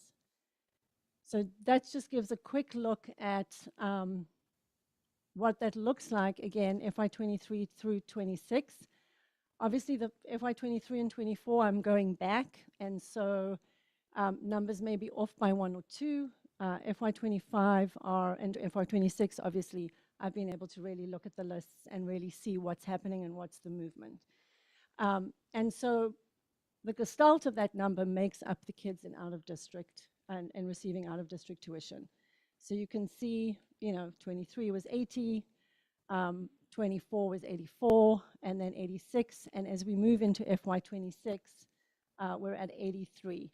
Now, there's a lot of movement during the year in terms of, and I'll show you on another slide, in terms of kids age out. And so at 22, when a child turns 22, they age out on their 22nd birthday. So students move in and off the out-of-district list in terms of when they age out. We have students who graduate, so generally that's at the end of the year. And settlements generally run till the end of the year. So generally settlements are written for year end, and so students also will move in and out of that list year end. So just to give you an example of the kind of fluctuation, so in FY24, we started the year off with 12 students, which made that the 24, and then at the end of the year, 14 student settlements ended. When you look at FY26, we started the year with 10 students, additional 16 students went onto the settlement list for 26, and then 7 student settlements will end by the end of this year. So we move into FY26 with 19 students on settlements, 64 students in out of district. Go ahead. Is it okay to ask a question, a clarifying question? Why do we, I mean, I understand what settlements are, but why do we differentiate between out of district and settlement? I mean, they're all out of district. Correct. And we're paying for everybody. Correct, correct. So why wouldn't we just go with the 86 number? Well, that is the number. I think, again, they're separated out in the budget. And certainly from an OSS perspective, it's one list, but we do look at them separately, just from a management perspective. But that is, the totals are all the students out of district. So you could collapse them in the budget if you wanted to, or you could keep them separate the way they are now. Okay, well, this is helpful.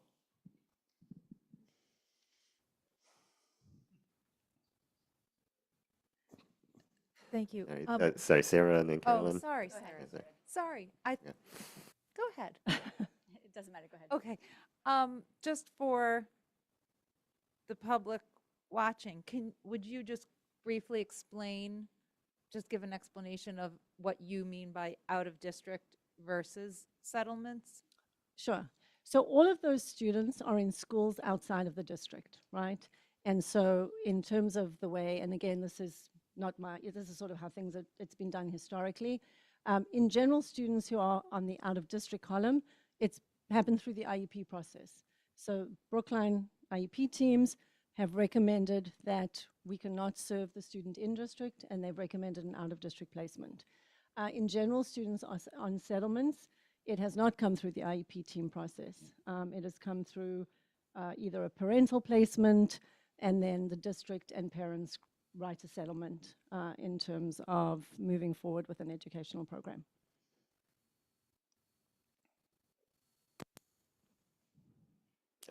Sarah was next, unless Oh, this is a yes. follow-up. So I think I'm not alone, but I should only speak for myself.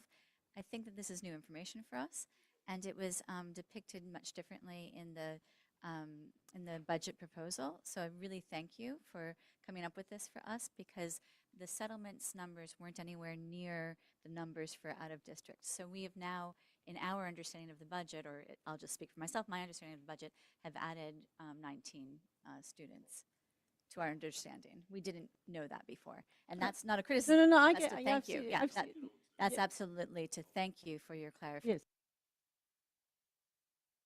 Clarification, not to criticize, yeah. Now I'm confused that Sorry, I don't for think we next added year. anybody to the budget. They were just in different buckets, right? Right, they were in different buckets, but it wasn't presented in a way that, in my opinion, so again, I'll just speak for myself, that it was clarified that there were 83 students. I've been going on the assumption that there were 64 students for next year, for FY26. Oh, okay. It's new information to me. I guess I should it is. I should have checked in with you, because you must have understood it Yeah. before, but Helen, I think you are next. No, I think, so we have to be careful. This year, it's total 86. Next year, it's 83, because some kids are graduating out, is what I would assume, that you know that. Mhm. And that's how you were able Yeah. to get to that. If there are no more are there more questions? Because actually the next slide will show you that. If we can, yeah, okay. So next slide. Again, this is just to illustrate just how much shift and movement happens over a year. And FY25, this was actually an unusual year. You don't see, as you can see with the comparison with FY26, that much movement usually within your out-of-district tuition list. So for example, we had 5 students age out, 3 students are going to graduate, 7 students on settlements end. On the flip side of it, we have had 3 new students this year, and we have 9 in process. And so when you do all of that in and out is where you get to FY26 number. And then next year, we've looked at the list because one of the things that is important is students age out at various stages. So this year, we had a number of students age out between September and December, right? So in terms of tuition, we're paying tuition until a student ages out. And a number of that was baked into the budget.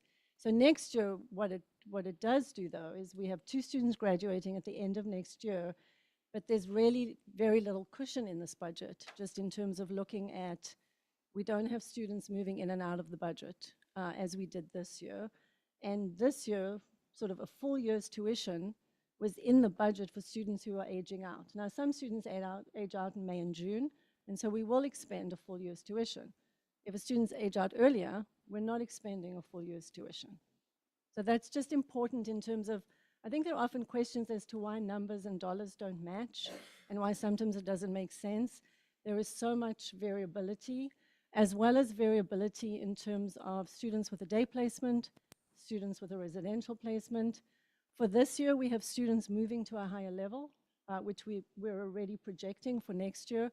So we're already putting that into the budget, right? So we might have students in a day placement and they're needing residential. And so you have to account for that. And that's already baked into the FY26 budget. In the numbers that you'll see in a little bit is everything we know right now for FY25 and FY26 is already baked into this budget. So in the budget, since some of this is new information, we have claims and settlements. Which portion, I mean, shouldn't it, I guess, be broken out for us at what settlements? Because settlements relate to Correct. out-of-district tuition, yet it's mixed in with claims, and it's $313,000 more than this year. It's the words are, okay, perfect. Yeah. So that 800,000 Yes. was the projection for settlements that you see For the budget. settlements, Exactly, for for the the prior settlement slide. component. And you'll see it broken out from a budgetary perspective in the next slide. Any questions on this before if we can move on? We good? Okay. Sorry, I just want to say Yep. for Val or anybody else online, Dr. Givens just said that claims are wrapped in with settlement costs. It's in that line. Thanks, Stephen. Yeah, sure. Okay. So we also get tuition. It comes from 2 different places, right? So you find tuition either through circuit breaker, which is you get in arrears, and through the general fund. So again, in the budget, it's listed in 2 separate places. So for FY25, you can see the amounts for circuit breaker and then the general fund tuition, and then the general fund settlements. And those 3 amounts in the budget make up your total of what the budget projection is for out-of-district tuition. So for example, for FY25, everything together, your general fund, your circuit breaker, your general fund for settlements is $9,396,088. In FY26, we already know that's our circuit breaker amount. With the general fund tuition, general fund settlement amount, your total is $11,655,735. Okay, so that's where I get lost. Okay. So what is driving the latter 2 rows? What is driving the cost of the latter 2 rows? No, Yeah. I understand. I understand the question. I understand the circuit breaker. Yeah. It's the general fund that I'm confused about, especially because it's that one point. So I really appreciate that you laid out the numbers that placement is flat. That was something that we had gone back and forth on. But now that I know that, I'm really curious to see the cost disaggregated and understand the drivers for the increases in costs for the specific items. One of those, of course, is tuition, and then transportation is the other big one. So I would really appreciate a deep dive into the drivers of the tuition increases in the general fund. Sure. So as you know, and actually this year, tuition, there's a 4% increase, right? Which obviously doesn't explain the delta, but you're seeing that. And then really the difference between costs and placement. So as I said, we've had a number of students move from day placements to residential placement. Each one of those placements can have a delta of up to $200,000 to $300,000 difference. So it doesn't take a whole lot of shift in those directions to create that kind of a delta between the tuitions. And you can have it in the opposite way as well, right? Move-in students in residential where you have a student move in and you are obligated in terms of a residential tuition. So when you see fluctuations like that, that is often the reason that you're having a change in type of placement for students, more students needing higher level of placement. And so that's really what you're seeing and the increase. However, if you turn to the next slide, you will see that it's not as big a delta as, Carolyn, you had a question. Do you want to go back? Okay. This I had is a just question to too, but help me. Oh, sorry, Val, go ahead. that's okay. But maybe you're going to on the next slide. This is FY25 budget to FY26 budget, right? Not FY25 actual. The total is the FY25. So this is the budget. You're going to see the actual on the next slide. That was a question So because we spent more than we budgeted.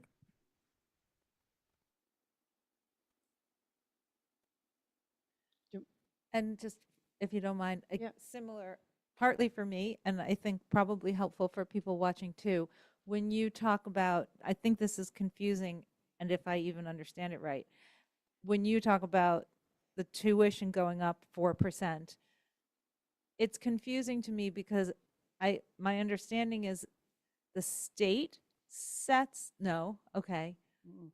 Unfortunately, there isn't, and I don't know if you remember 2 years ago in FY23, it went up 14%.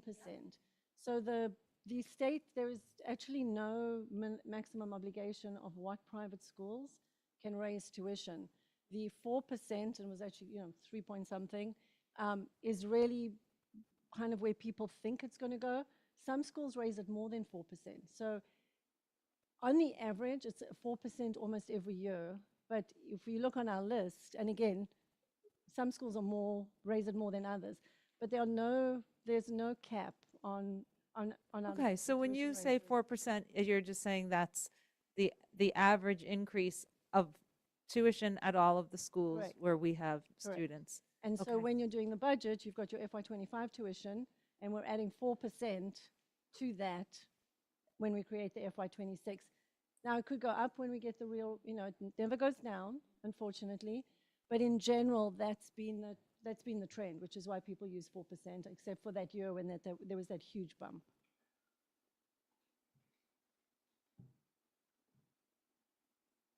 Okay. So this is FY26. So as you can see, and you saw on the last slide, the FY26, what was projected based on the trends and the information when those projections were made, was 11,655,735. The actual FY tuition costs with everything we know today, right, and that's all we can do, are 10,592,795. So you can see that there's a delta of 1,063,000. Any questions on that?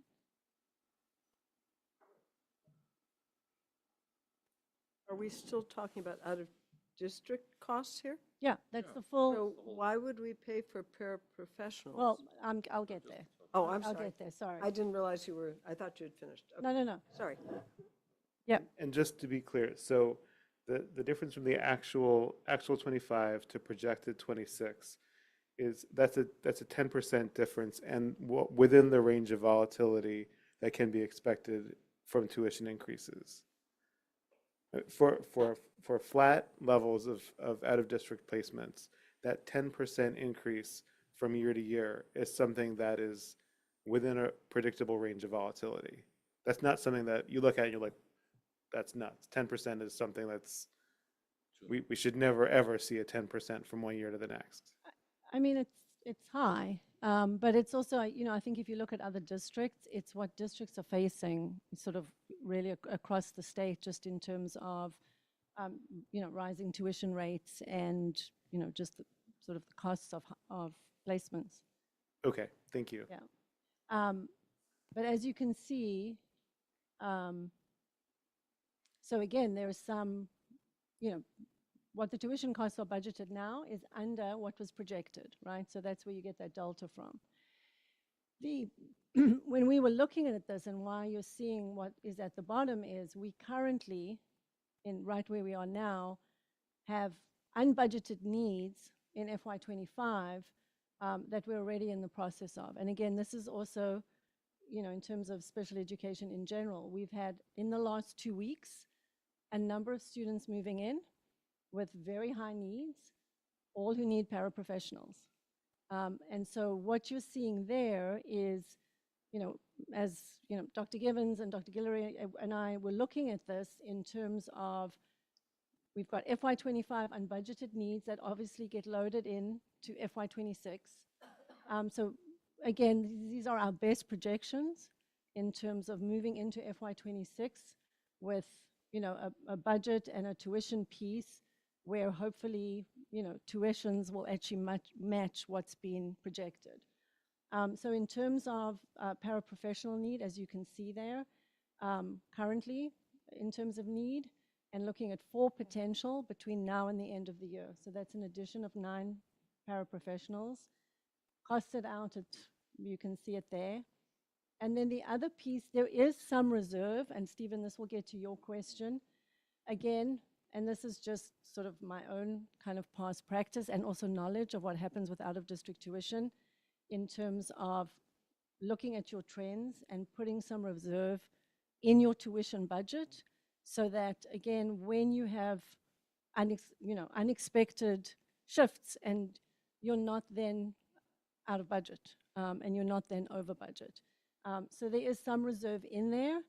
In discussion, it's generally, it doesn't match what the shift was this year.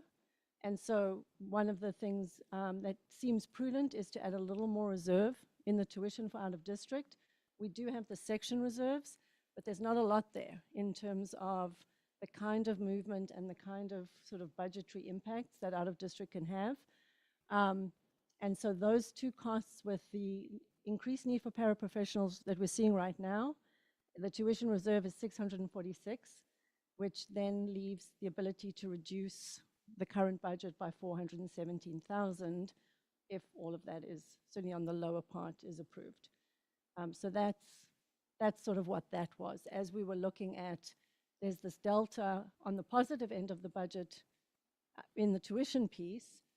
We're also seeing new needs on the other side that are currently unbudgeted for FY25 and 26.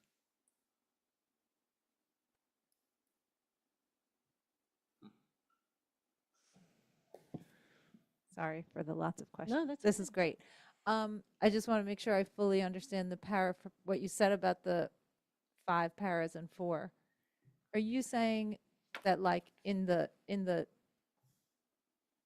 recent weeks / small number of months, 9 students have moved into Brookline? Okay.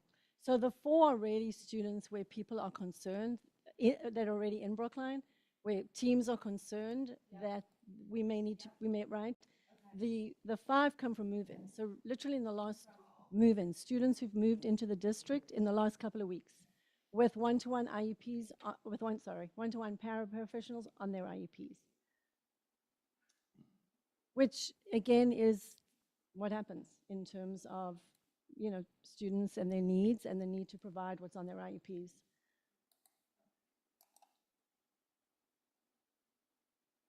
Yeah.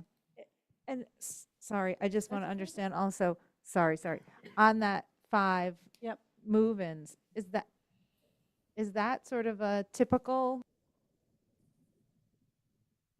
move-in?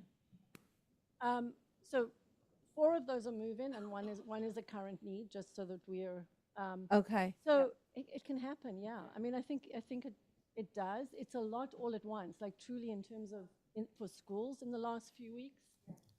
It has been a lot, and the level of intensity of need of the students move in, it's not typical. Often you'll get one student. You know, we get a lot of move-ins over the summer, which, you know, again, as we all know, we don't know what's, you know, in terms of summer, we always get a lot of move-ins with high needs, which is why you need reserve, because you don't know, you know, what the level of IEP need is coming in. The number of students with high needs is not typical. But I think that's also in terms of, you know, I think people always wonder, like, what happens with special ed and why you can't, you know, the budgetary process is because there's so much that's unknown. And so in terms of budgeting from a, you know, always with a cautionary reserve, really helps, you know, not having a situation where suddenly you're mid-year and you're out of budget and then you're having to pull from other departments. So it's just sort of, from my perspective, just a more prudent way of budgeting. Val, then Stephen. Thank you. I want to understand what you're recommending. You're recommending that we reduce this by 417,000? No, that's what would be surplus. That's what you could reduce. You could take that, if you approved, you know, obviously we need the paraprofessional costs. We're watching for, so what we know now is 5, but I put it there just because it's March. We still have 3 months left of school. Yeah. The tuition reserve, I'm putting it there, but you could approve it or not approve it.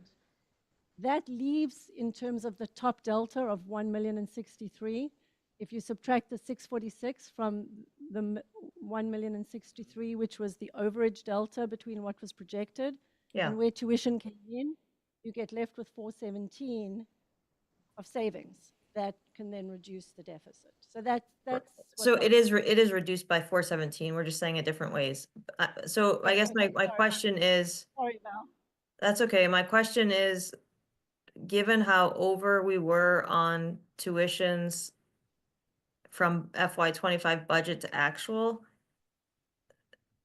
that seems to give no slack in this system, or very little slack in this system. Is that, I guess my concern is that we're going to end up where we were in sort of January of this year, saying, how is it that we're 800,000, $1 million over in a particular account? Well, as I said, there is already a reserve in, so if you go back, so no, you don't need to. In the 10,592, again, with what we know right now and what we're projecting, there is some reserve there. But in terms of thinking about what would be the most healthy reserve would be to add another 250 to it. The other thing I do want to say, just in terms of FY25, as I'd mentioned, a lot of students were aging out, and their tuitions, we're encumbering tuitions for 12 months, where we may have only paid 4 months or 5 months. So that's also going to give some cushion to what happened with the FY25 budget, right? Because we're carrying a full year of tuition, and we didn't expend a full year of tuition. And so in terms of the overage, you've got cushion there just from just that budgetary piece. Okay, thanks. I now understand why you were looking at me blankly in my previous comment. I misunderstood something. Right. So what was the actual tuition cost for FY25? That's what I thought the FY26 tuition. That's what I was referring to, that 10%. I was wrong when I said 10%. I know, well, yeah, that's FY26. I've got it on my computer. I don't have it off the top of my head.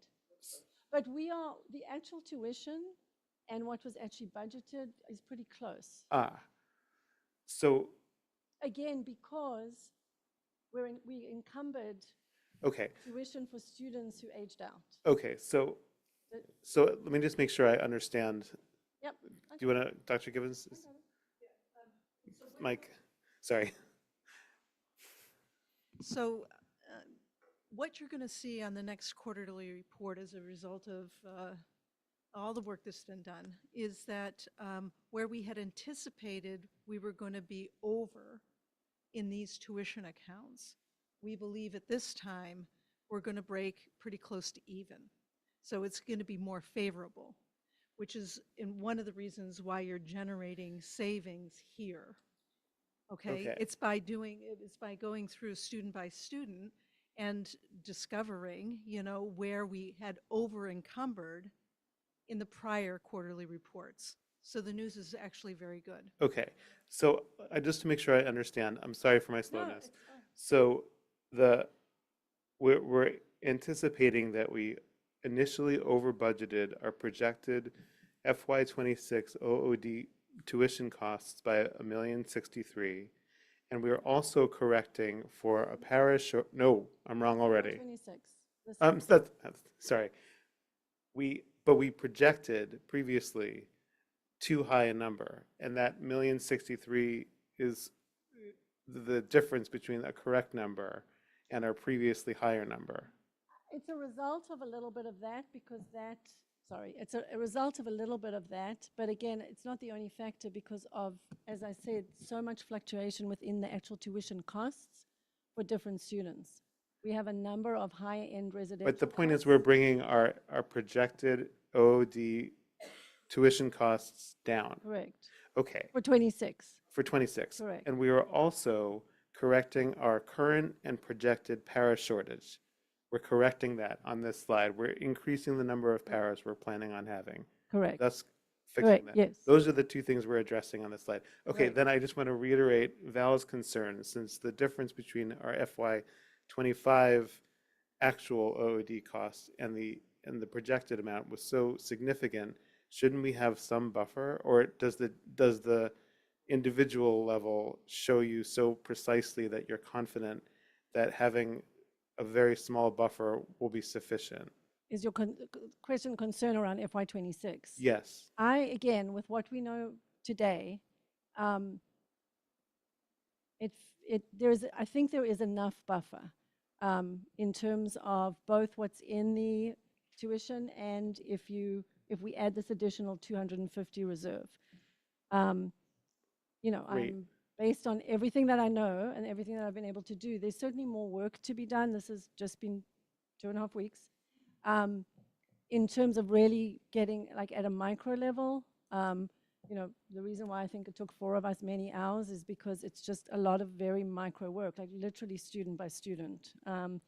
So based on, again, all the information we have to date, I think there is sufficient reserve for most of the exigencies that happen in terms of out of district. Should we, I think the reality is two residential placements can be $500,000. So that's why you see these wide fluctuations that, it's not difficult to have $1 million delta between what you projected and what your actual is. I just want to say thank you for giving us this level of detail and also coupling it with fixing the para shortage on the same slide so that we don't make a decision just based on changing your projection of OOD tuition costs for FY26. That would have been a mistake, I think, for us just to make a decision about that without also correcting what's currently a problem in our para staffing profile. So thank you for putting those two things together for us. My pleasure. I just want to make sure I understand something you were saying earlier, and this has to do with your last question, Stephen. So we thought for a while that we had significantly under budgeted in FY25, and are you saying that was because we were over encumbering by not taking into account students who aged out mid-year, and when you correct for that, it turns out we actually budgeted more or less correctly? I mean, that is what the numbers are showing based on the analysis we've been able to do to date. Okay. Thanks. That's very helpful to know. Yeah. Motion, so you can go ahead and Yeah, so I was thinking it might be time to make a motion. Does somebody get ready to do that? Yeah. Ellen has a question, Yeah. comment. So I understand the 250 that we have, 250,000 we have in reserve, but you said there were some others. Approximately how much do we have in reserve for? Helen, we can't hear you. Thank you for telling me that. I'm sorry, I forgot to turn on the mic. What I was asking is, or what I was saying is, I see the 250,000 that we have in reserve here.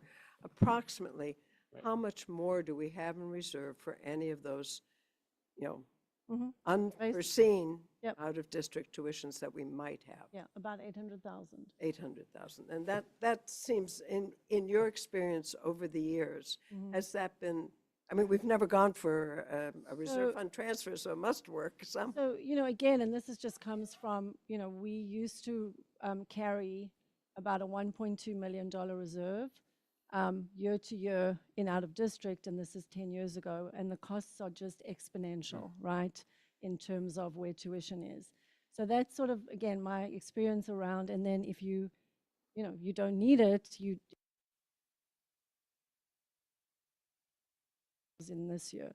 Now that's a large reserve when we're in this kind of budget piece, and so that was, initially I'd put in the 800. Certainly, if we had the kind of increases that we had this year, it wouldn't cover it. But I think we had an unusual year this year, right? Although I think we're all saying it's an unusual year every year in so many ways. So that's kind of, that's how we carried like a 1.2 reserve. And again, that's your circle brain, you roll it over. So that, and again, when we met and looked at it, that's why we added the additional 250 to say, even though it sounds a lot, it's 2 placements, right? In terms of, so you're carrying, $1,050,000 reserve in tuition. And so again, that's something, for the committee to look at in terms of, what makes sense with everything that you know. Can I just ask, is there transportation information available today as well, or is that it for this presentation? So transportation is, the budget side of it is managed by OAF. Dr. Gibbons, is there OOD transportation information available as well? Today.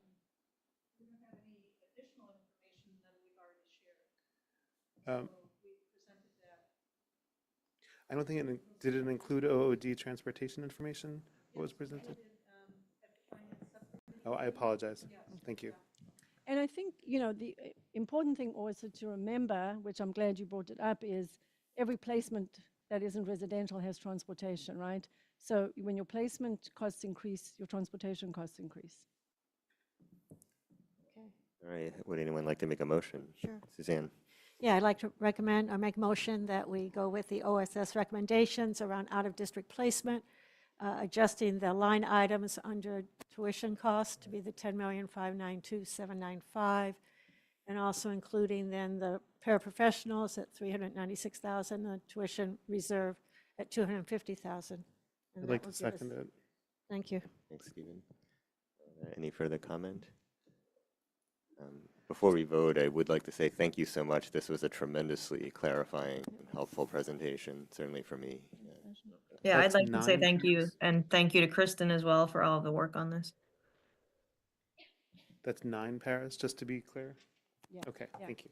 And again, the potential is just, sort of that reserve piece with what we're seeing right now. It's 5 currently that are in process. Sorry, I'll make one quick comment too. Also, thanks. And just responding to your explanation about the reserve amount, that seems prudent, even though it's a lot of money based on what we know. Yeah, So it is. I'm comfortable with that. Yeah. All right, let's vote. Jesse.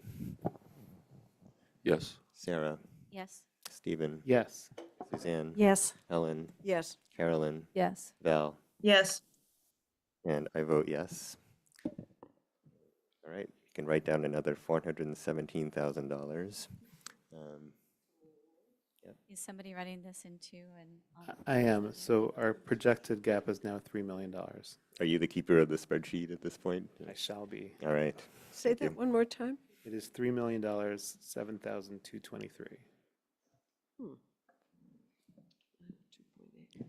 Okay.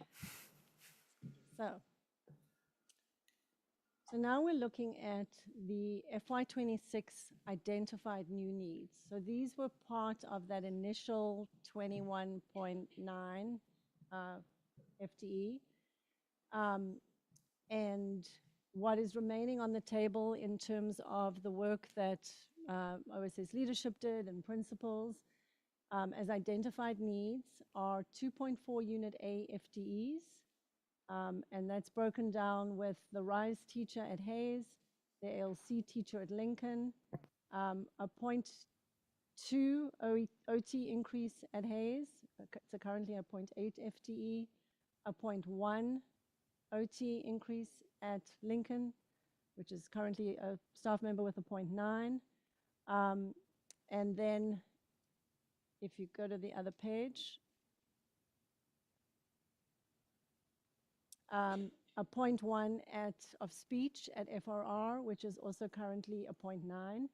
Why those 0.9s shift is important is given caseloads, currently we're asking our 0.9s to do additional testing on a timesheet basis. And so the need over the year is, it used to be intermittent. You know, you might have a services only testing or a proportional share testing, but now it's become a constant in terms of those caseloads. I think you heard me say also we've got some shifting to do in terms of caseload equity with related services particularly. That's budget neutral, but we're also trying to look at that. So those are the Unit A FTEs. If you go back a slide, Dr. Guillory. And then also in that request were 3 paraprofessionals from Hayes, and this is where the BEEP offset of the 6 BEEP offset paraprofessionals come in. 3 paraprofessionals for incoming K to the RISE program at Hayes, 2 paraprofessionals for incoming K at Lincoln, and then that's okay. And then 1 paraprofessional, which in the original request was under OSS system, that's at Lincoln, and then 3 paraprofessionals at Runkle for incoming Ks. And so as you can see, Dr. Guillory, if you go back a slide, it's 9 altogether in terms of new requests. Those will be offset by 6 in terms of the BEEP. And so what's remaining in the request is an additional 3 FTEs of paraprofessionals. And the 2.4 Unit A.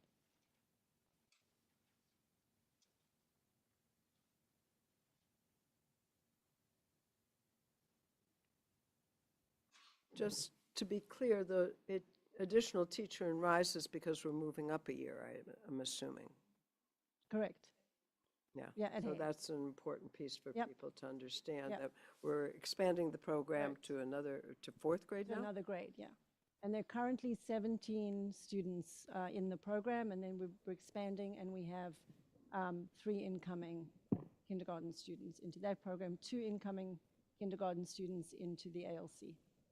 Great. How is it that Thank you. expanding the program is only 1 FTE in cost? There must be other costs associated with it, I would assume? The para requests. So Okay, it's that's the full teacher, story? yep. Val?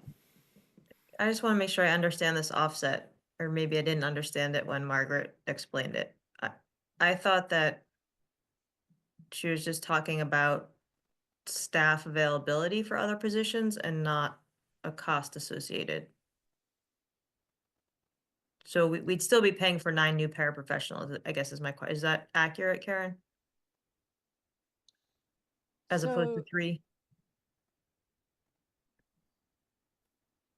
Yes. Okay, thank you. Yeah, so it's not a budget offset. Yeah. Okay. Well, Well, we need to count those paraprofessionals somewhere. We're not counting them anymore in BEEP, so now we're going to count them here. But they were all. I guess the piece is you don't want to count them twice, right? We would have had to add 9. That 9 is being offset by 6, but you're not realizing it's not a total. Well, we're concerned, I think, that we might be counting the Counting savings twice, twice, yeah, that- which we that- definitely don't want to do and mislead ourselves. So Susan, I don't know if you can help clarify this. Because it was budgeted. No, so when we talk, there's seats and there's people that fill the seats. So we're going to have 9 seats, and 6 from BEEP are going to fill 6 of those 9 seats. Now, there's people will move from BEEP because we just cut their positions from BEEP. That's different. the humans are going to move into some of these open slots that we still need because we have this programmatic shift that we need to fund for next year. So all of our thinking right now is relative to the superintendent's initial budget. Correct. So what is this relative to the superintendent's initial budget? Like, were all of these positions in that budget? Yes. They were. Okay, so then we are realizing some savings by our recent action on BEEP. Yes. Okay. Okay. Okay.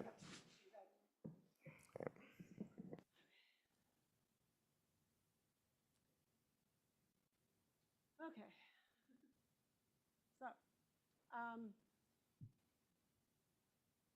as I said the last time I was here, oh, I don't actually. I prefer this.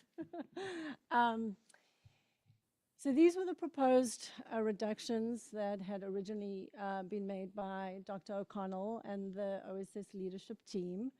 As you can see, the original proposal had 12.9, but as discussed last week, the Bright 1.0 that was in the original proposal was a double count. So off the top, this is actually an 11.9 because there was the Bright, if you remember from last week, that Bright clinician was already out of the base.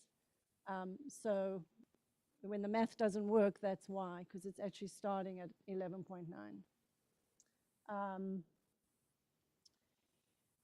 So, you know, as you've heard from everybody here, every reduction has significant impacts.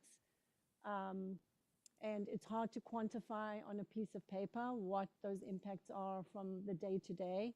I certainly think my colleagues here gave you a glimpse into what that day-to-day impact is. I'm happy to go through them again, just to kind of refresh. So the proposal for the district-wide psychologist, as you heard, it's pre-K through 12. It's 50 to 60 evaluations per year, including out of district. That obviously has an impact on all the other psychologists in district. Evaluation caseloads would increase by 5 to 7 students over the year. An evaluation in general for an initial eval and a re-eval, it takes between 8 to 12 hours for a psychologist to complete an evaluation. It's also irregular. So when I say it's 5 to 7, the overload of testing is not equal, right? So it's testing needs are much higher in some schools than others. So in terms of workload impact, obviously the additional testing time on current psychologists, IEP meetings, impact on counseling, caseloads, and as you also heard, impact on tiered support. What's important about tiered support is when there's not enough tiered support, obviously students at lower levels don't necessarily get their needs met, and that pushes everything up in the system. So that's the impact of the proposed psychologist reduction. Any questions? Yep. Just a quick question. How many psychologists do we have in the district? If somebody knows. 7. Okay. 15 point, I think it's 15.7 something. Was it? Yep. It's probably close to 16. But they'll get you the accurate. It's a partial FTE. No, 16. I think it's 15.7 if I remember correctly, but they'll check it out. In terms of the district nurse again, yep. Are there, it's hard to read the impact thing there, but I know it's small. Yep. what about particular testing certification that a district-wide psychologist might have that none of the other psychologists have? So our district-wide psychologist does have expertise in areas that other psychologists don't have. There are other psychologists who may have in terms of testing students on the autism spectrum, using the ADOS. So yes, there is expertise that is not necessarily held by other school psychologists. So I guess the question is going to be, in considering this position, what would it cost the district to fulfill those tests, I guess, using a consultant or some other agency at a cost. So now we're starting to spend money that we have a position, so there's a person that does those very specialized tests. If we were to eliminate that position or a fraction of it, there'd be all those tests, if they're, reduced completely, then all those tests would have to be done somewhere else, the ones that no one else has training to do. I mean, there are other people in the district who are also able to do it. It's just a matter of volume. But Well, not every psychologist has that level of expertise. There are a few others. But I guess my question is if the volume strips the capacity, then we're paying other dollars to cover the Correct. need Correct. within the regulated times for which it has to get Right. done. And while they're doing that, all the other tasks that we heard about that have to get done Correct. are not done. Correct. What generally happens in any area where you push beyond need is you end up having to do contracted services, which absolutely has a cost to it. Right, so, I mean, before we'd consider this, I would think we need to know something about what the costs are. No, I'm saying for that row item, it has nothing to do with the other positions right now, Helen, I'm saying. Yeah, I have to agree with you that that would be very hard to vote on tonight. So maybe we'll keep on with this conversation, but just to earmark that would be a really hard cut to make tonight. Thank you. Any other questions on that? So the 0.4 nurse, I think as you heard, is, so we have 3.4 FD nursing at Brookline High School. This is where we have a spring retirement, so they are currently operating with 3.0. So from an organizational perspective, Tricia felt like given that they are operating from a 3.0 perspective, they do have 2 float nurses who currently don't float to cover the high school. They really are floating BEEP and K8. In general, we've got the different buildings. So in general, 3.0 FTEs from her perspective, and again, from what they've been doing, has very much met the needs. But again, people are absent, people are sick, and it might mean that the float nurses are now floating for 9 schools well, actually 10 schools instead of 9, which is what they currently do. But that was the recommendation from Tricia. So that's what that is. Do you want to move on? Just a question. Sorry about that. So this retirement's happening at the end of this spring? No, end it's of already this year, or it happened. happened? Sorry? It's already happened. Oh, okay, so I'll sharpen the question then. Given that we're down to 3.0, then what happens, again, in real terms when you have this percentage less of capacity, but you still have kids getting sick, or kids that need shots, or kids that need someone to sit with them because they threw up and they got moved to sit with the nurse, and you can't leave a second grader by themselves, and whatever. Again, how do we? This is all at Brookline High School. This is just at BHS. Yeah, the 3.4 they don't throw up there. FTEs were at Brookline High School, and so this impact is at Brookline High. Only, okay, thank you. Yes, but there will be an impact in terms of the floating nurses who may have to cover. It hasn't been a necessity now, but it could be. Thank you. So the BHS social worker recommendation, again, you can see it's an open position. It was a vacancy that hasn't been filled this year. And so when the team looked at it, and Matt is here, so he can speak more to it if you want him to, they would be operating, again, similar to the nurse with the same FTEs and caseloads that they have now. It's still an impact, right? All the current social workers are now seeing more students.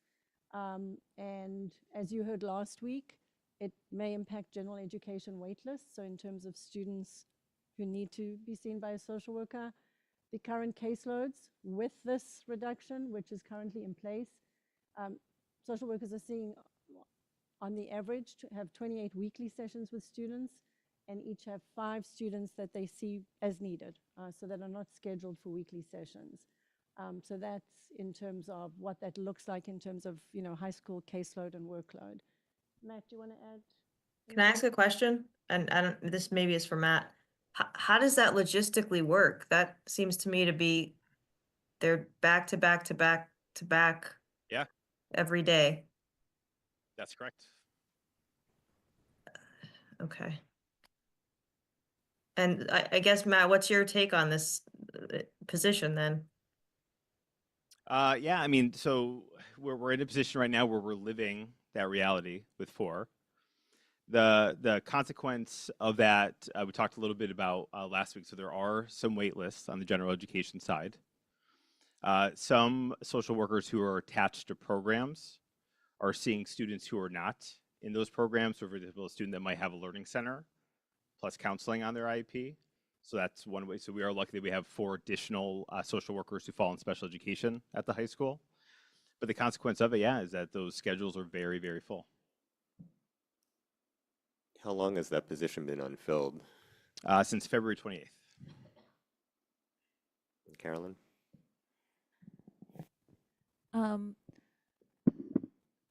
So the social workers are doing, I'm going to really expose my naivete here.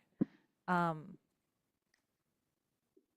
had 2 kids go through the high school, but we haven't availed of social work services. So it's anything from, is it like therapy, like somebody wants general support, or you said something about sometimes it's called for in an IEP.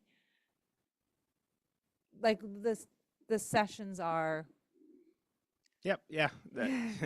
Yeah. So it's a lot of, yeah. So it is, it's counseling as therapy within schools. Our social workers also have a lot of expertise. So if a family needs a thing, backpack, food, housing, they left their backpack at school, whatever it might need, our social workers are also employed in that way.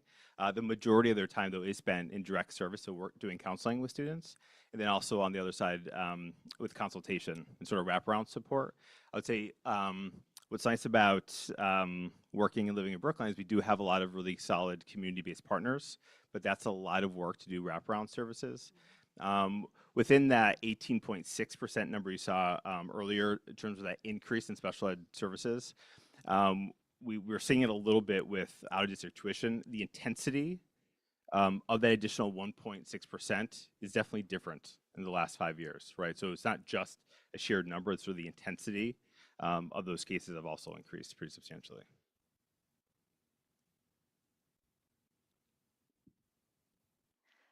Matt, as long as we have you, could you just explain just a little bit, it's probably longer than the discussion we can have now, but kind of the roles between the guidance counselors and the social workers and the school psychologist? I mean, are those all potential service providers to students who need similar services? Could you just explain that just a little bit, how we... So the role of a counselor looks a little bit different in the K-8s than it does in the high school. So with the size and sort of the volume at the high school, there is a lot of scheduling, sort of the more traditional things you'd think about guidance, a lot of career planning, but they also sort of will do some triage services with student mental health. At the high school, the psychologists and the social workers are doing the majority of the counseling for students generally within special education and within general education. At the K-8 level, there's a lot of overlapping expertise. They all have a lot of similar skills, but we do try to make those roles distinct. So our school counselors are really doing a ton of prevention-based work. I felt really good in the last 4 years of being able to come to you and talk about some very real improvements that we've seen in student mental health. And it's so much because of that prevention-based work that we're doing. Our counselors are also doing a lot of tier 2 work. So that's small group focused work that's usually sort of time bound, usually 6 to 8 weeks. Our psychologists, as we've heard about, are doing a lot of evaluations. They also carry a counseling case, so usually about 10 to 12 students, and those are kids that typically have it on their IEPs. Our adjustment counselors, social workers, they are doing a lot of that IEP mandated counseling for students. and their caseloads can sort of range from 20 to 24. There's a lot of that's not captured in that triage work. You've heard about a little bit. I encourage any of you to hang out with anybody on the clinical team. We have Driscoll here in the front. Throughout the day, they wear walkies on their person, and I guarantee you, I'll bet you $1, within about a half an hour, the walkie is going to go off, and it's going to be because the student's having a really hard time in the classroom, and they're going to come and they're going to support that student. And so that's sort of that intensity that we're sort of talking about. That's not inherently captured in the additional 1.6%.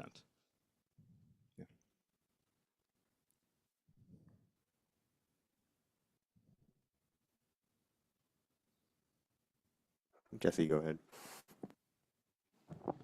Can you speak about the gen ed wait list? I mean, I assume that one way to look at it would be like, I don't know, God forbid, like an emergency room. Yeah. You know, you sit outside St. E's on, Chestnut Hill Avenue, there's a clock that says, you're going to wait 21 minutes, going to wait 44 minutes, going to wait 92 minutes. They want to keep it down to 4 minutes, okay? Yeah. So that's sort of what it is. And that's scary, Yeah. if you're driving up Cambridge Street and you see it's 42 minutes and, Yeah. So how do we shift? How do we think about that, though, for our kids who have an issue? Otherwise, they wouldn't be needing to be seen when they have to wait a long time. I mean, it just essentially is a stressor to the system. Sure. Because if the kid becomes, say, very anxious or switches into dysregulation, now suddenly you're pulling from another person. So are we right-sized to handle, and as you're talking about the intensity of that 1.6, 1.8%, increase of being even more sharp in intensity, are we right-sized? Yeah. And if we're not, maybe it would be helpful for our community to see, where do we need to be, rather than how we'll be able to meet the need with less, or stretch people or float people and things like that. Yeah. Okay. That's a really, really important question. I feel really, really proud of the work that our teams have done. People have sort of acknowledged that we're very much in a youth mental health crisis. We have been since the last 12 years. It wasn't just a pandemic situation. Student needs are really intense with our current staffing models. I feel pretty good that we have our arms around it. That does not mean that problems don't exist. Of course. Right? I'm on the phone all day long with teams who are sort of working with kids who are going through a really, really hard time, but we are responding. We are able to generally meet students' needs, right? I wish I could forecast perfectly what this would look like. I can't. I'm also deeply concerned about there being wait lists. What we know is the longer that students and adults wait to get mental health care, those problems don't go away. Right, so that absolutely is a worry that I have. Where that does certainly stress the system is we have to rely more on community partners, but they also have wait lists. Right, I know I've talked about Cartwheel in the past, and that's a really strong partner because that eliminates that wait list part of it, but that can absolutely stress the system. Well, no, thank you for that, because I think for, say, parents watching Sure. from outside this room to see, impact wait lists could be pretty scary. Sure. So thanks for the comment about that.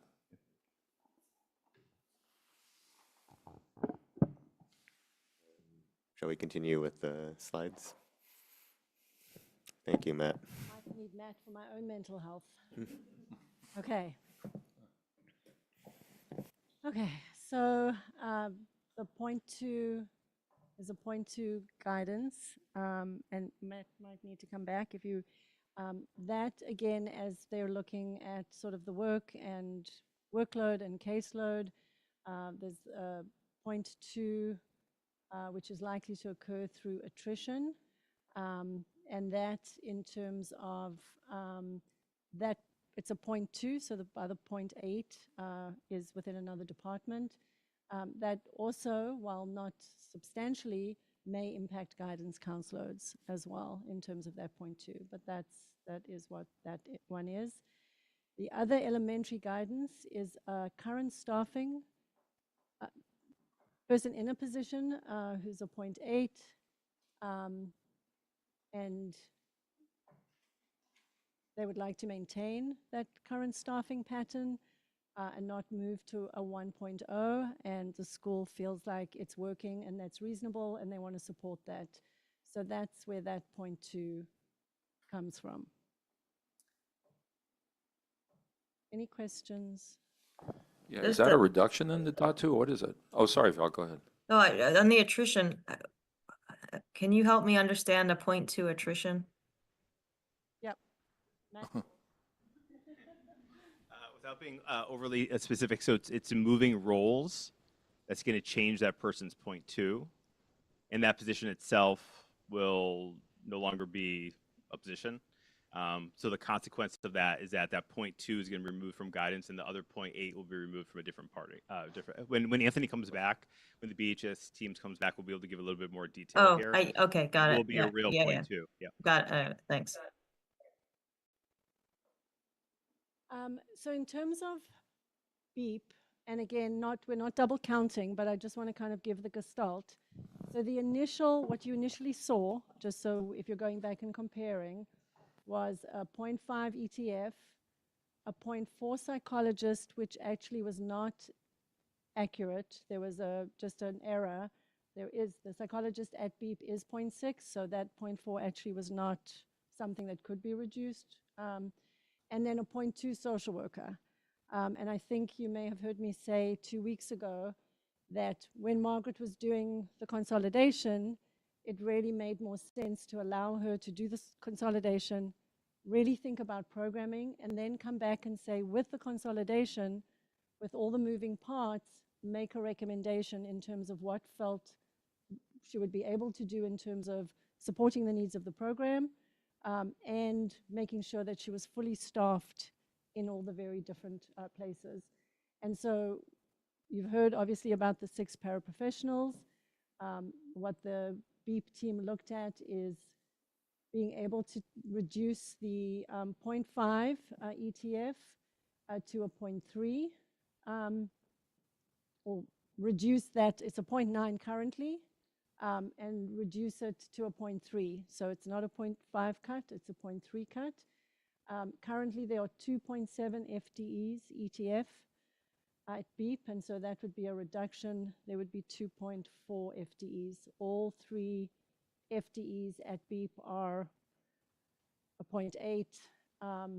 So nobody there is a 1.0, so that's sort of why you've got that 2.4 FTE. And then as we heard in terms of the paraprofessionals,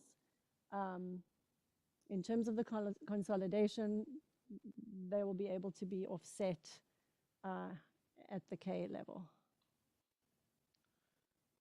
So in those other categories of psychologists and social workers, like how many FTEs would be left after these proposed reductions? So again, that was the original piece. I think what Margaret came back with was the 6 paraprofessionals and the 0.3. So okay. I showed it there in terms of that was the original, what was there. And when she did the consolidation and programming work, she did not fill in, I don't know. Oh, she's still there. So Margaret, jump in terms of looking at, again, both the needs of what the school psychologist and the social worker. ETFs also at BEEP don't only do IEPs, right? There are no guidance counselors at BEEP. So your ETFs at BEEP also play a dual role. They're not just, so, in terms of looking at, there's 63 students at BEEP on IEPs. That seems like a very small number for that level of FTE, but they do much more than, and not to say ETFs at the elementary schools also don't just run IEPs. They do huge amounts of other things as well in terms of, consults and all the rest of it, but it is a little more of a direct student-facing role at BEEP than it might be at the elementary school. So just to be aware of that. Thank you so much, Karen. Yeah, so we spent some time the last couple of days looking at where else we might find some savings in FTEs in BEEP, and thinking about the fact that all the other positions in BEEP are student-facing, like the multidisciplinary team is student-facing. We looked at caseloads in speech and OT. We have 2 OTs. We reduced an OT a few years ago. We used to have I don't remember the exact number, but it wasn't 3 full-time. And then we looked at speech and we thought, was there a way to reduce there? But that became challenging as well. So the only place that we thought we might be able to find some reduction is in our ETF. But I will say that reducing the ETF, which would really impact, right now we've looked at, since we have the I don't know exactly what the total number is. The whole half-time, part-time thing confuses me a little bit. It would impact mostly our intake in ETF, and that's a hard. I know that everyone needs to make some cuts. It's a hard impact on us because that is the person who helps with the transition from early intervention into the program. And since this was a newer thought, the social work is impossible. We only have one. And we, for all the 286 students that we have, that person is working more than, and it was a big discussion last year that we needed more social workers in BEEP with the educators in the program. And that social worker is running lunch bunches and skill groups, and we cannot reduce that. That's impossible for us. The ETF is and I'm trying to figure out, is there a way to figure out a way to fund that piece of it from a general ed perspective, from a revolving fund. I've been trying to think about that all day, if there's a way to do that, because she does do some general educational work in terms of interventions and running the child fund, working with community groups. So I'm trying to figure out a way, if there was some way to move some of that expense from OSS to the revolving fund. I did not discuss that with Karen or Nadine because I spent the day thinking about it after we discussed this yesterday. So that's sort of my input on that piece. Okay, thanks. So the original proposal about the social worker and psychologist is no longer. Yeah, well, the psychologist is only 0.6, right? And so I think what happened is the psychologist that we have is on leave, and the position was in 2 different places on that sheet, but in the one spot it was the correct FTE at the bottom where her name was on leave, right? And I think at the other part it wasn't. I did not see that until after we were looking at the list with Matt and with Nadine. And like I said, with the social worker, that would really be, I don't know how we would figure that piece out. So. All right, thank you. You're welcome. Helen. So, just historically, BEEP has always had 2 social workers. I don't know when it went down to 1. I don't even remember that, when that happened. Rachel knows. For years, we had two social workers because of, I'm sorry?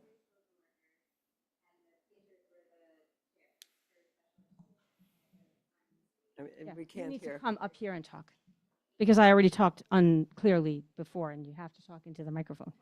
Exactly. Just say. Sorry, this is Rachel Craig. And maybe introduce yourself too, so people can know. I'm Rachel Cragen. I am a program coordinator for BEEP, who has also been a para, a teacher, and in pretty much every role you can imagine. We did have social workers. We had more than 2. We had social workers who were doubling as team chairs, also working alongside special education teachers who were chairing their own meetings if they were not severe students that we were bringing in. I think it shifted when many of the budget crisis started to come about and people were realizing that the special education program that was seen as an early childhood program was funded mostly by tuition and not the town and other funding sources that way. We had to start making it a little bit clearer. So the funding source of our social workers became the TF role. It was, I think Lisa Lamont told us it was 2009 that it shifted to the model of having TFs in the district. So we followed along with that model. We also found, or not we, but prior to us, they found that it was hard to delineate the social work component with a special education chair who was sort of conflicting, having dual roles in those meetings. So that was when they went to 2, there was something like 2.7s that they combined into a 1.0 when somebody retired. So we got 2 TFs and then 1 social worker. That was it. And the social worker, I think, was 0.8 at the time. And then we had a grant or some other funding to do the 0.2. And that's how it kind of played out. But the intake team is invaluable to us, and the amount of time they spend with families, supporting families who have immigrated into the country and move into Brookline, and they're working with these families nonstop. It's not a cut and dry situation that they're doing. It is truly endless amounts of work to hold families' hands through a registration process that is not welcoming. They try really hard, but Aspen's confusing, and these families take time and energy and compassion, and our intake team does that.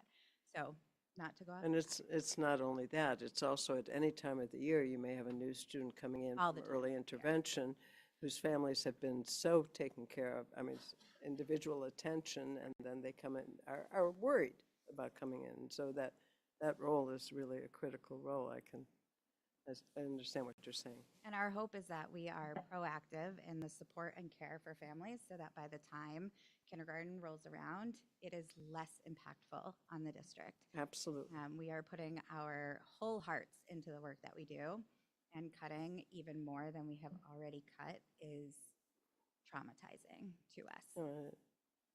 I think, for me, I don't know if we want to make a, are we Well, doing let's both let's or continue. go through At the whole least list? let Dr. Schmuckler finish. Yeah.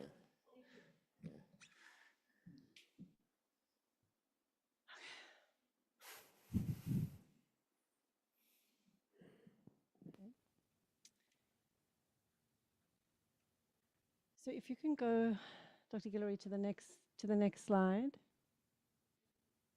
Okay. So you saw this the last time. And one of the things that principals and special ed directors did is really look closely at workload. And so from that piece, both Driscoll and Hayes and Pierce really should be off the table. And I think you've heard from all the other learning centers why they should all be off the table. So that's. I'm sorry, can you repeat that? I missed what you were trying to get at there. So when we looked at the workload piece, again, looking at the, well, let me explain to you what they did. So I know there was a lot of concern about the schedule, right, which was really just an illustration of what workload looked like. Sure. The principals and the special ed directors took the current, so if you go back to, I think it's one slide down, Dr. Guillory. No, the other way. I think it's maybe two down. Sorry, I think I put it there in case I need it, which I do. What they did is say, so say you're at Baker, they took the current caseload of 80 students, and then they said, what would it look like, so to actually do the work, right? Not just look at it on paper.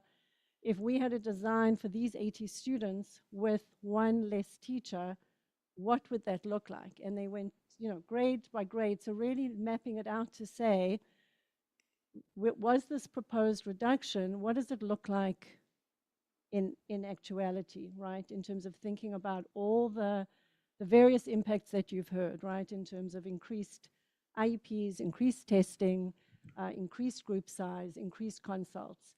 So that's, Dr. Guillory, if you go back to do you want to stay on this? Is it okay to move back? So do you want to go back to? Yeah. Okay. Oh, okay. Okay. So that work was done already, as I think you saw last time, Driscoll and Hayes, in terms of where they were starting from. When you look at that increase, it was pretty much off the table at that point. Pierce, Jamie also did that. And she's got two buildings, right? So the complexity in terms of looking at, because what this work entails is looking at, it's not even, right? So the aggregate is 1 to 2 student, but you look at grade bands and you look at cohorts. So different grades have larger numbers of students than others, right? So they did that exercise. So that's what that exercise was in terms of, and they did it here. People came together and really looked at it together in terms of, again, was this proposed recommendation that was, again, not my recommendation, but did the data support in terms of, and again, remember caseload and workload and instructional groupings, which we looked at last time. What would that impact be in terms of group size, right? And you've heard in terms of it would impact small group size that we currently have in our learning centers, it would add to that group size. So those 3 elementary schools, and sorry, if you go, Dr. Guillory, sorry, if you go back, this does include the high school. You're not seeing it there, but this is this was looked at K through 12 in terms of the high school. You heard from the high school last week. Their learning centers work a little differently because everyone teaches 4+1, and they are working with learning center co-taught and small group. And those learning center teachers are writing progress reports, teaching for all of those students across a 4+1 day. So that's sort of how the learning center works.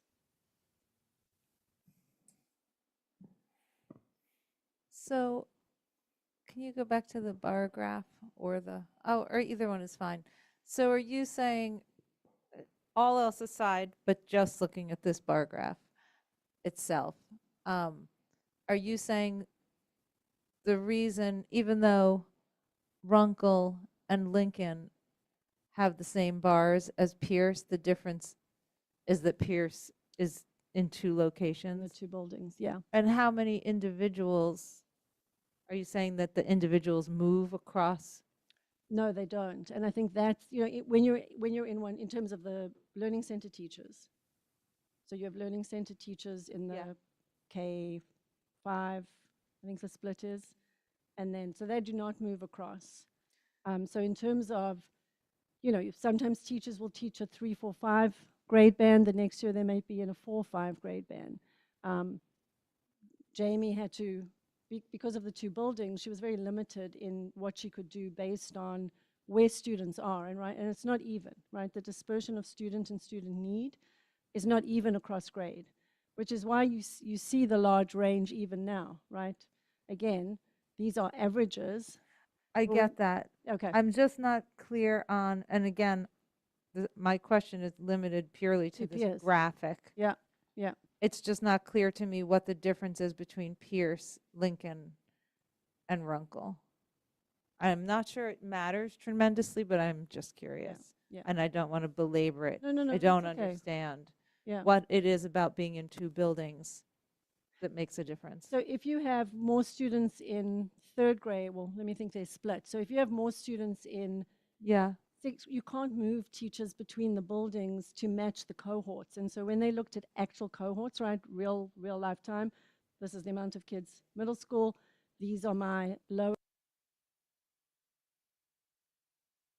You couldn't shift grade bands. You couldn't shift teachers amongst grade bands because she's got 2 different buildings. So the impact would be disproportionate in one of the buildings compared to the other. Exactly. Thank you. Since it's not labeled, is this, early on you said caseload and then you said workload. Which one was this? This is caseload. Doesn't say. This is it anywhere. caseload. It's students per learning So- teacher, so this is caseload overall.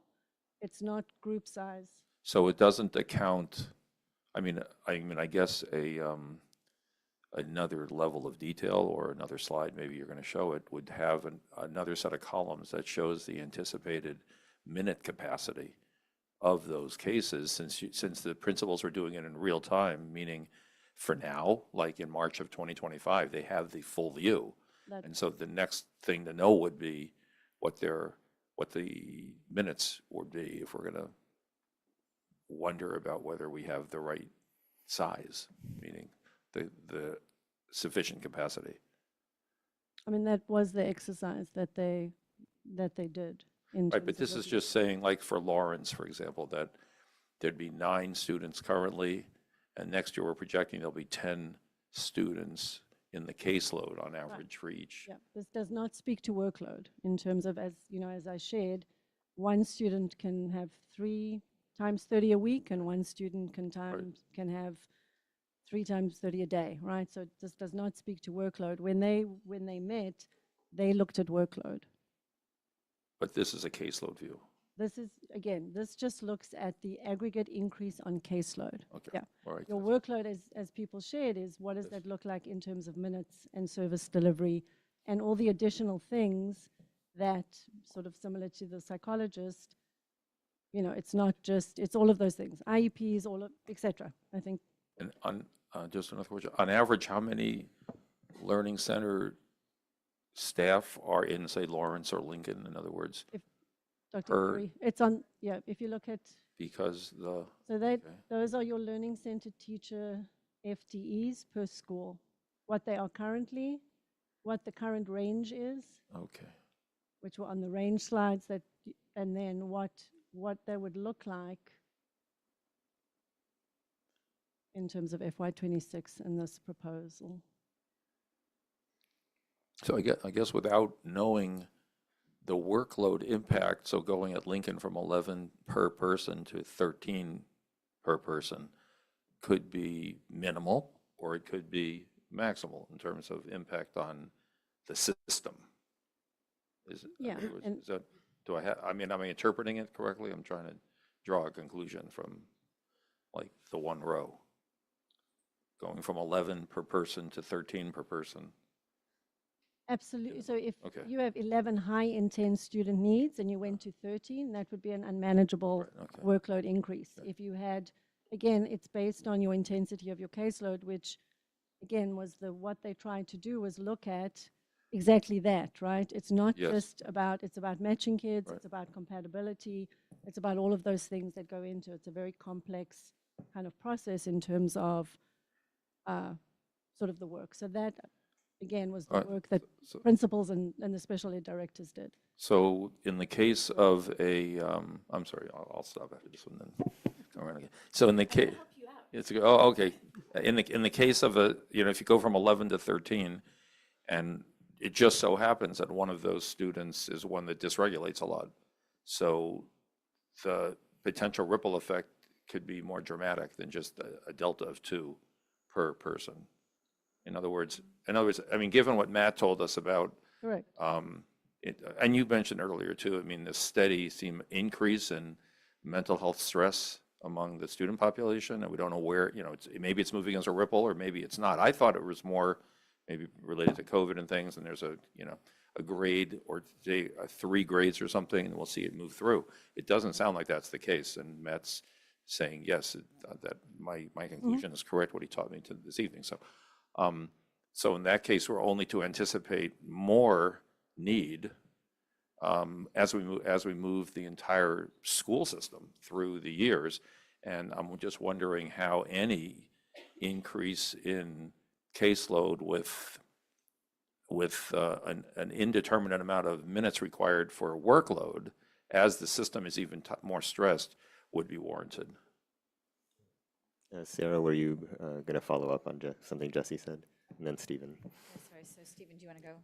Okay, thank you. So I think the reason why I said I think I'm going to help you out is because I think that I'm going to ask for some of the same information in a different way so that we can all 9 of us can figure this out. So I really appreciate that the principals actually took the schedules and made the schedules in order to try to run the numbers and see how it worked.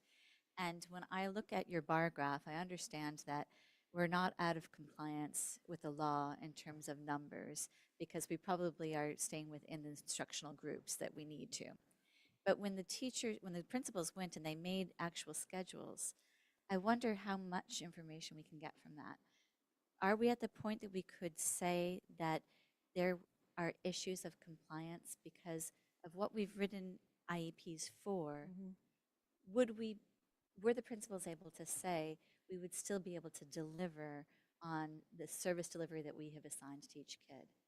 Was that like, did they do that much work that they were able to say that? So I don't think in terms of, in terms of compliance, I think where you see, it being off the table, they don't have that level of detail. But in terms of, our compliance, certainly in terms of instructional grouping, we are, very well within. They certainly did not do, again, they looked at the big picture, they looked at number of minutes, across a week, but they certainly, it's not that level of micro analysis.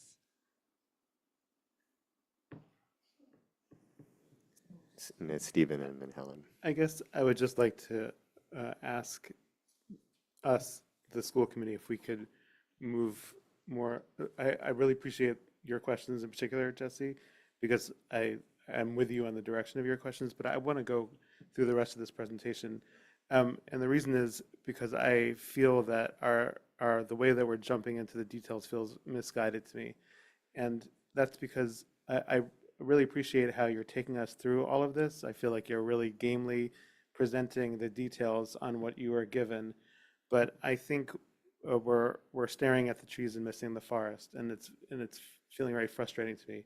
Specifically, it seems to me that what has happened is that we are taking a system and we are taking pieces of the system and we're looking to reduce headcounts in pieces of the system at the same time that we're referring more and more children into that system. So we're making it more and more taught at the time that we need more and more slack.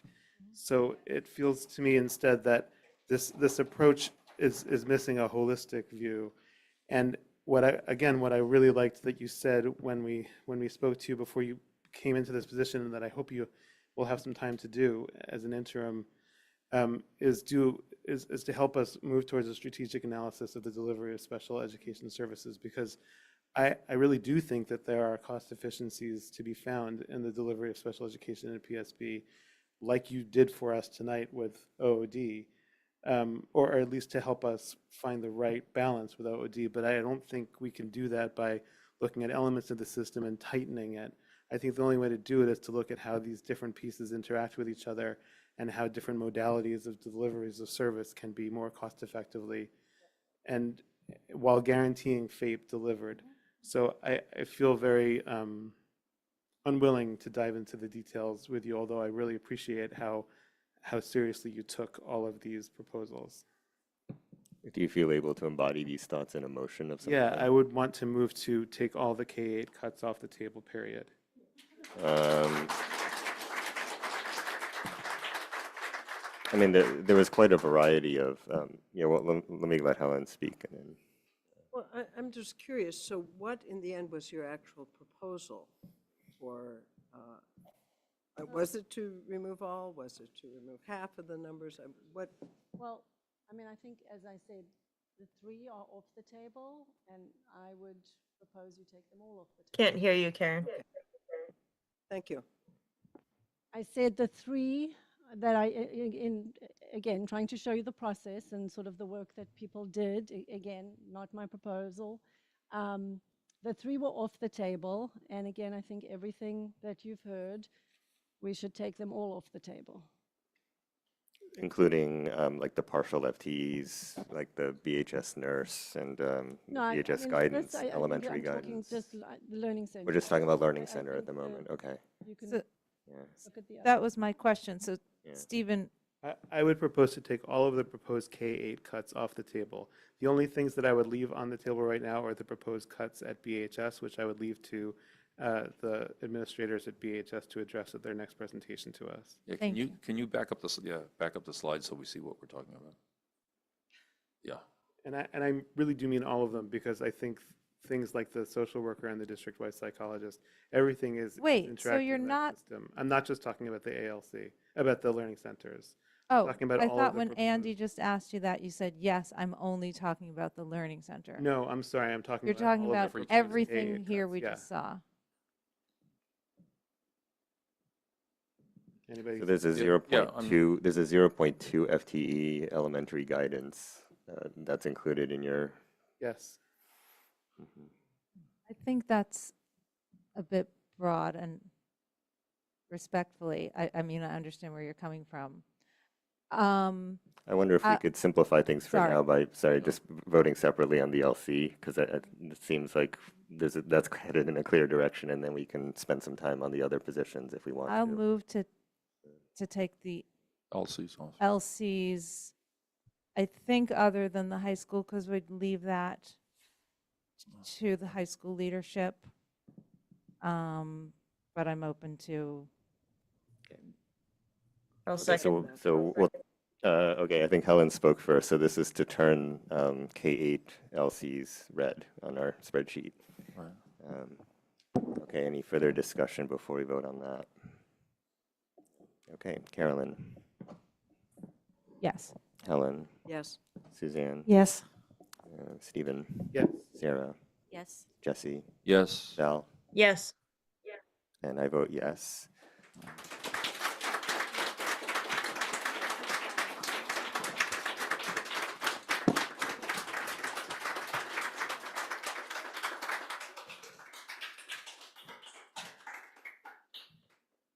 Sorry, I- I'm just can I taking a second make to a- write.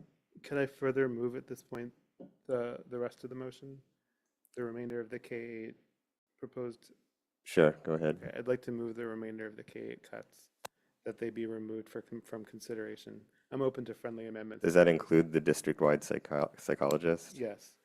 Okay, so the only things that would still be on the table if your motion were to Two pass BHS positions, yeah. would be the BHS nurse 0.4, BHS social worker 1.0, BHS guidance 0.2, and the one BHSLC position. Yes. Okay.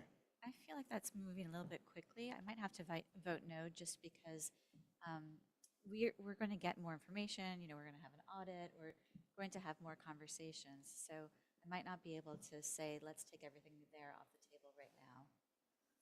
Do you think that you'd be okay with having this come up on April 10th?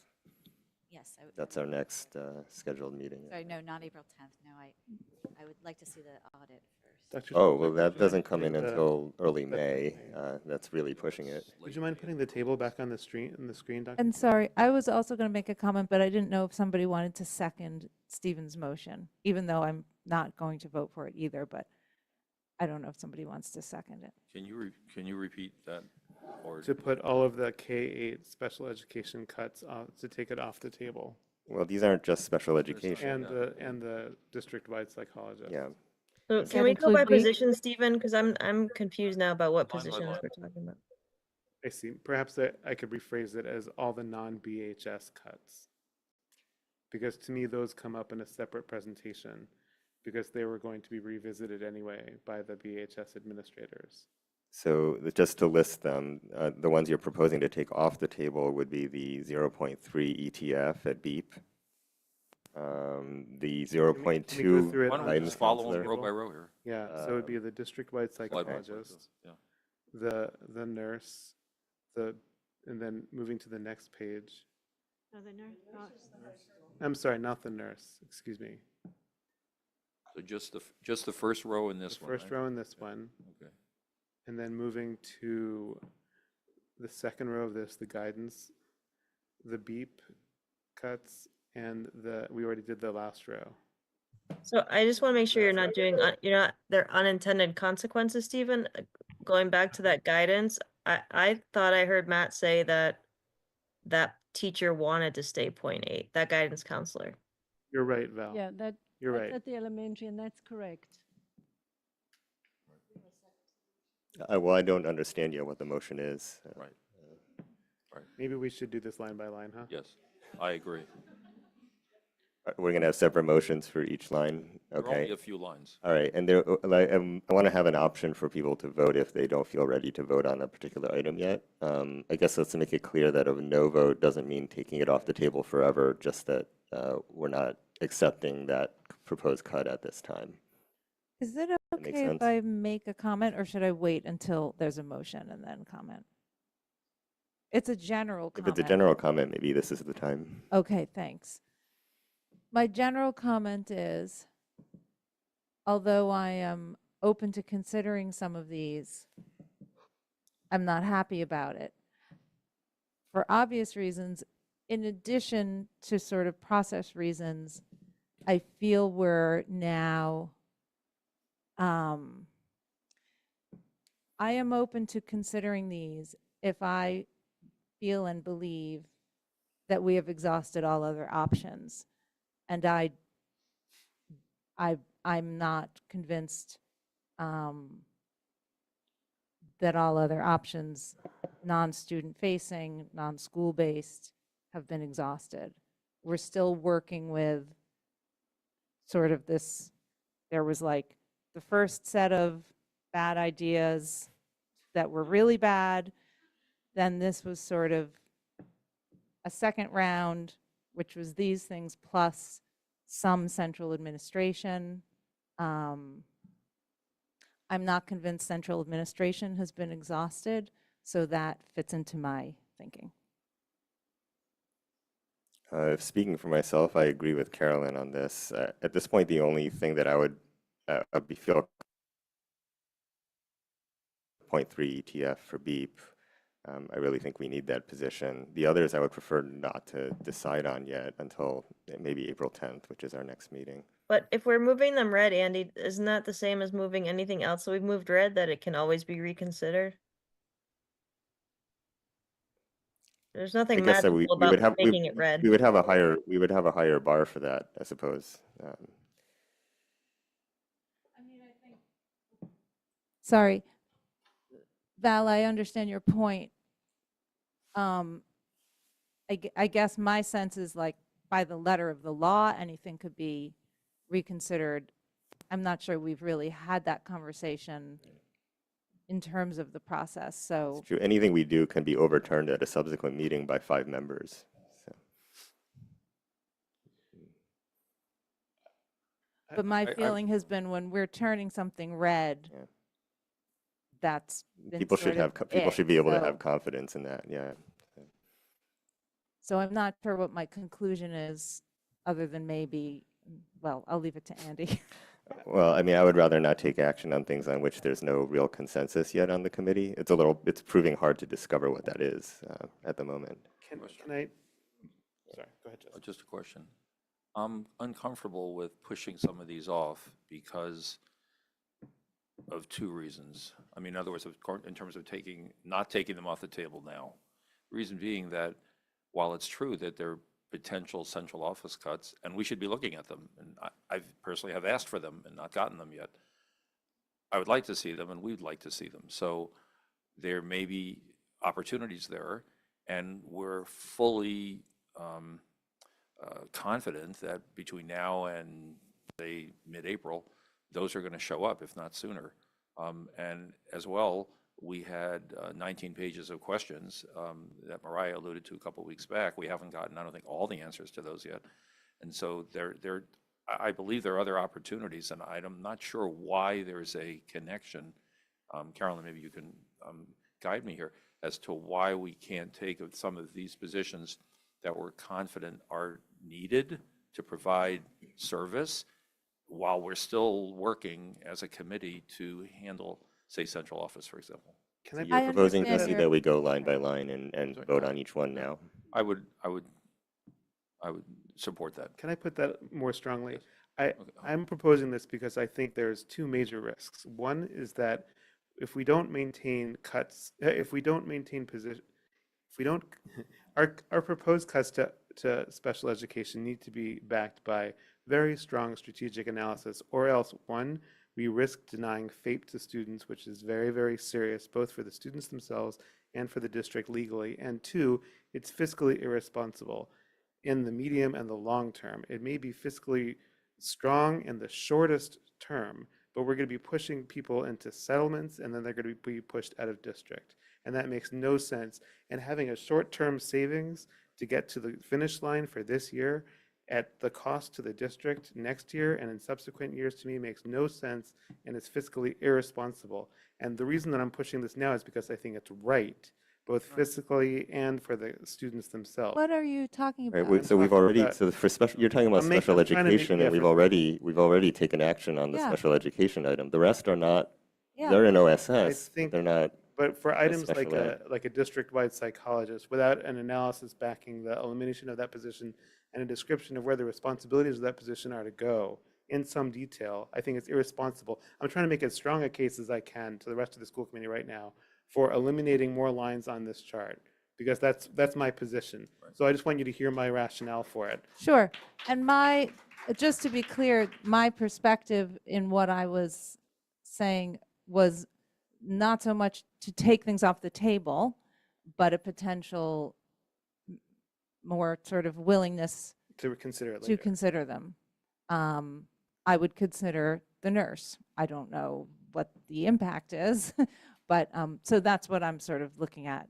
So I think we're actually saying the same thing. I'm just thinking about action versus taking off the table. Although taking off the table is an action, but yeah. I hear what you're saying. You know, Yeah, it's Helen? 9 o'clock, and it seems to me, maybe we pause on this, think about it, and on the rest of the pieces of this, and and go on to the high school and see what's happening there? That would be my I, suggestion. I respectfully disagree. I think that we've seen evidence about what some of these rows represent in terms of, especially from Matt, in terms of right sizing and capacity management and service delivery. And so if there are certain rows here that we as a committee feel are absolutely ready to be taken out of consideration for any reduction, we should vote it and demonstrate, I think, to again, all the people watching at home, and here, where we stand. So, I mean, I'm happy to make a motion row by row if that's what you'd like. Okay, so each motion will be to take an item off the table, i.e. turn it red. And as we've said, 5 votes at a subsequent meeting can overturn anything we do, but making it red is a kind of moral commitment. Right, on our and part. none of these really have to have, although I'm not sure why they're not here, maybe they're on another slide, what the financial savings or at risk is in terms of if we were to remove, what the benefit in terms of reducing our gap is. I don't know, nothing is listed in terms, I'm sorry? Right, I know, but I'm saying as we're looking, it's just like taking a position or taking 2 or a half or a quarter. There's no magnitude on anything, so it's confusing. All right, so those who want to make motions to that effect, turning things red, let's have at it then. Yeah, do you want to? Well, I was going to say that I'm not sure the committee wants to do that. Maybe we have a vote on whether we're going Well, to. if no one seconds the motion, then we don't vote, and even if it is seconded, you can vote it down. Let me move to remove the first row from consideration. Seconded. Psychologist, district-wide psychologist. Okay, and again, a no vote on this just means we're not turning it, you're voting to not turn it red yet. It doesn't mean that we're voting to accept the cut. Okay. So I just have a few questions. I mean, I don't know what that amount of savings is. Do we assume it's a unit A, kind of average 100,000? Is that what we assume? Well, there is no savings if we're taking it off the table. Well, but the Well, I thought it's already proposal is on. a savings. So we need that information to, I agree with Suzanne's question. Okay, did anyone second Jesse's motion on the first line? I motioned it and he seconded. It was Stephen's motion. Stephen made it and Jesse seconded, okay. I'm confused because if let's just say for round numbers, district-wide psychologist, $150,000. If we're taking it off the table, we're not getting a reduction because we're maintaining it. So I don't Right, no, it's understand true, why but if we were to vote it not off the table, if we were to keep it. Yeah, we need that We'll need another information in motion. order to make a considered decision. Okay.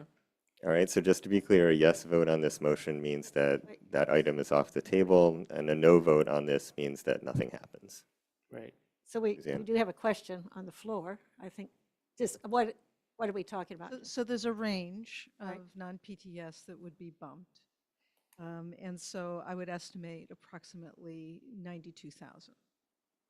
And so my other question might be, is it possible to have something less than full-time but still have a district-wide person? I mean, are we half-time, 0.8? I mean, I'm just asking because I'm trying to, I understand the no's, I understand the shaking of the head, but I'm just asking in terms of, no, I'm asking Karen. She's our leader here. I just want to clarify. There was a point. There was a 0.5 added to psychologists.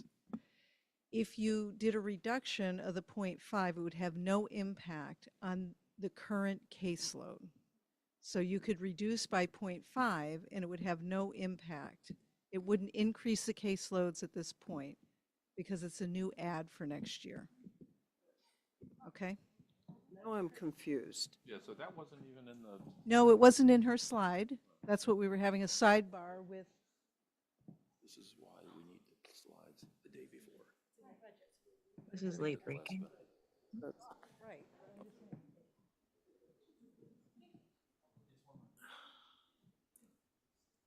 Sorry, we're pausing here while 2 of the deputy superintendents confer.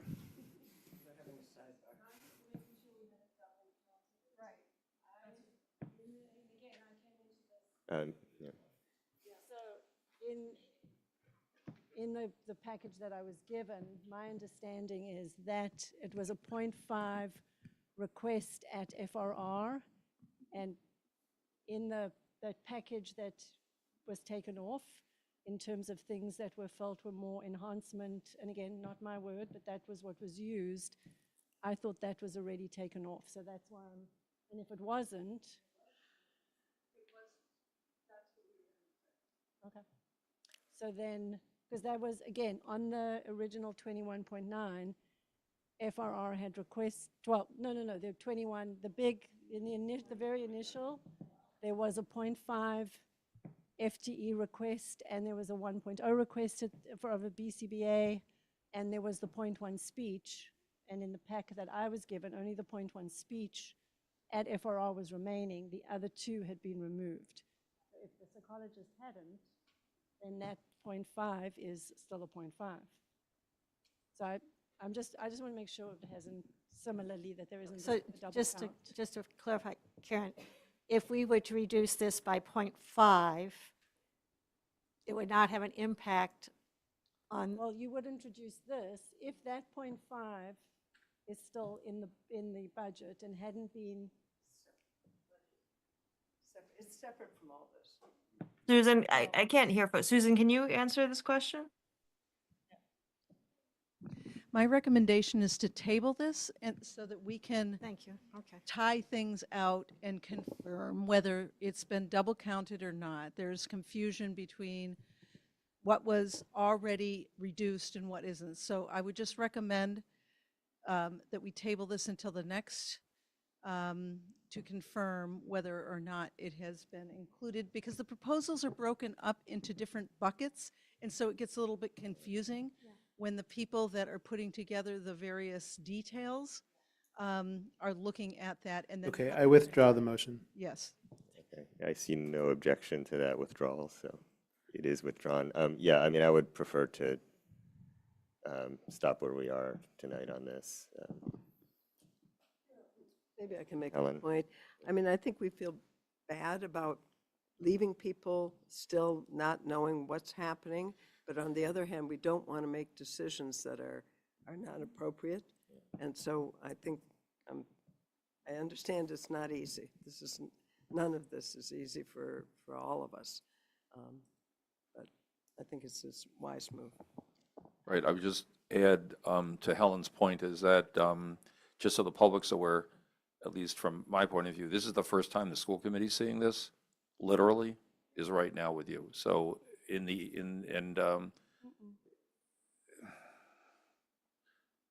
it's the first time I'm seeing any of these slides. So, so it's a consideration when the public's looking at the 8 of us trying to grapple with the information and to make decisions sort of in real time. So I completely agree with Helen in that this does present a bit of a challenge to the whole community because we're pushing it out in time. And I agree that given some time to dig into the details and think and ponder on this for a short bit, we should be able to come back with a much more solid recommendation or response. Thank you. I mean, we're getting important new information all the time. It was a complete surprise to me that we could realize $417,000 worth of savings from what had been the out-of-district tuition line. Can I just ask, for bookkeeping purposes, roughly, can we estimate the cost of what we did not accept in the ALC reduction and the potential total cost of the remaining special education proposals? Is there? Are you asking from the original? From what was presented tonight, Mhm. what the cost because we're trying to tally what the cost of the cuts removed are and what the cost of the pending items are. Can we get just a rough estimate of what there is? Sure. And just for point of clarification, these were presented 2 weeks ago when I presented. I said just for a point of clarification, this was presented 2 weeks ago when I presented.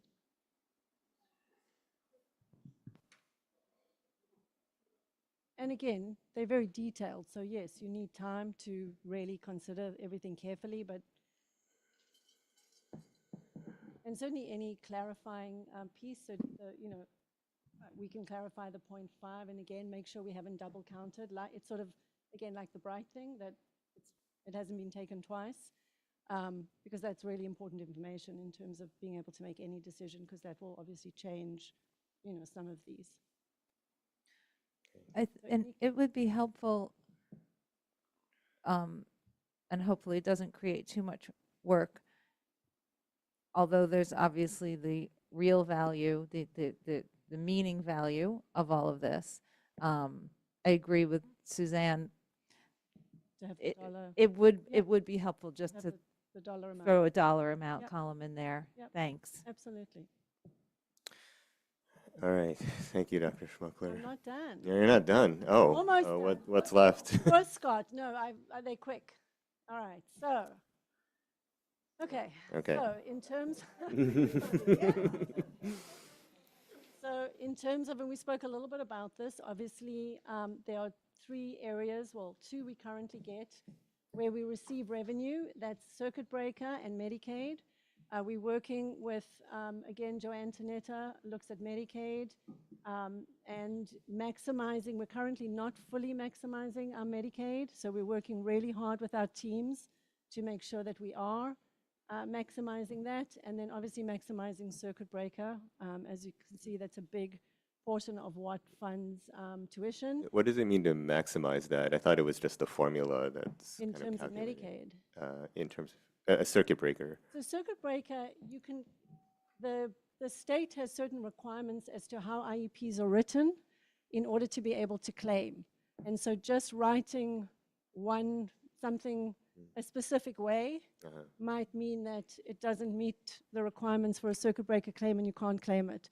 So really looking at what those are and making sure our IEPs are written so that we're maximizing the ability to claim. Is that only for in-district students or for out-of-district or for both? Both. Okay. Both. But largely that piece around more that like micro-claiming is on in-district students. That's what I Yeah, yeah. Thank you. Have you been looking at Medicaid with respect to federal government potential impacts right now?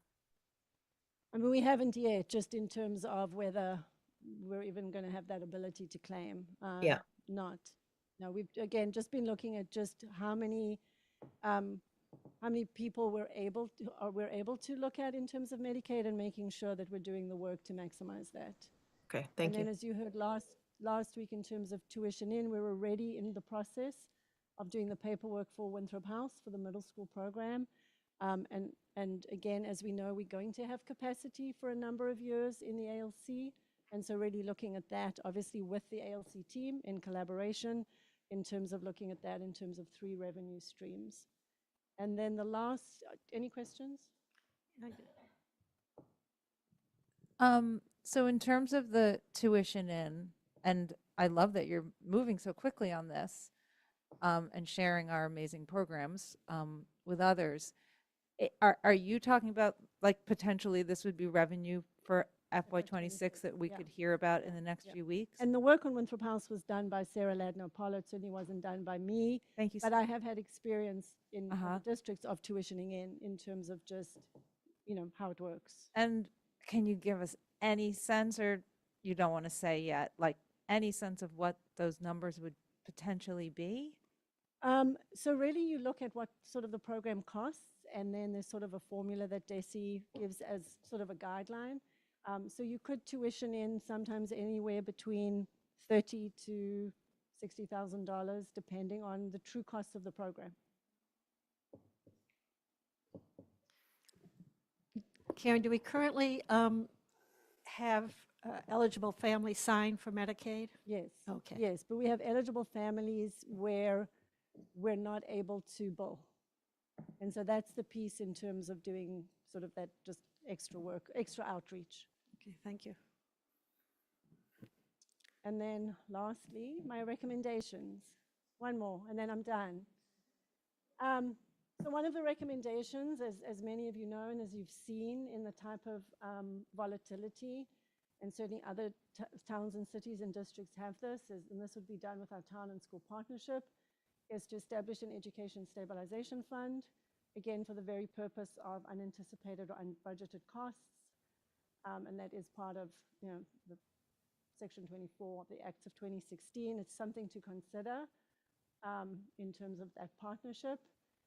In terms of just sort of the out-of-district piece, really just recommending, and we're already working with the team around monthly OSS calibration meetings in terms of just making sure that tuition, again, because of all the changes, just keeping, doing that work ongoing in real time. And then monthly meetings between OSS and OAF. We need to make sure that we have a point in time OD count and budget, and then obviously dynamic budget projections and adjustments throughout the year because things change so rapidly. And then I would also recommend, and again, this is just past practice, a monthly report to school committee so that you're able to kind of track on a number of levels where things are in terms of OSS, not just tuition, paraprofessionals, sort of all the work that we're doing, not just on the money side, but also on the outcome side and sort of just the gestalt of, you heard from Matt, some of those tracking pieces around all the work that we're doing. And now I'm done. Helen?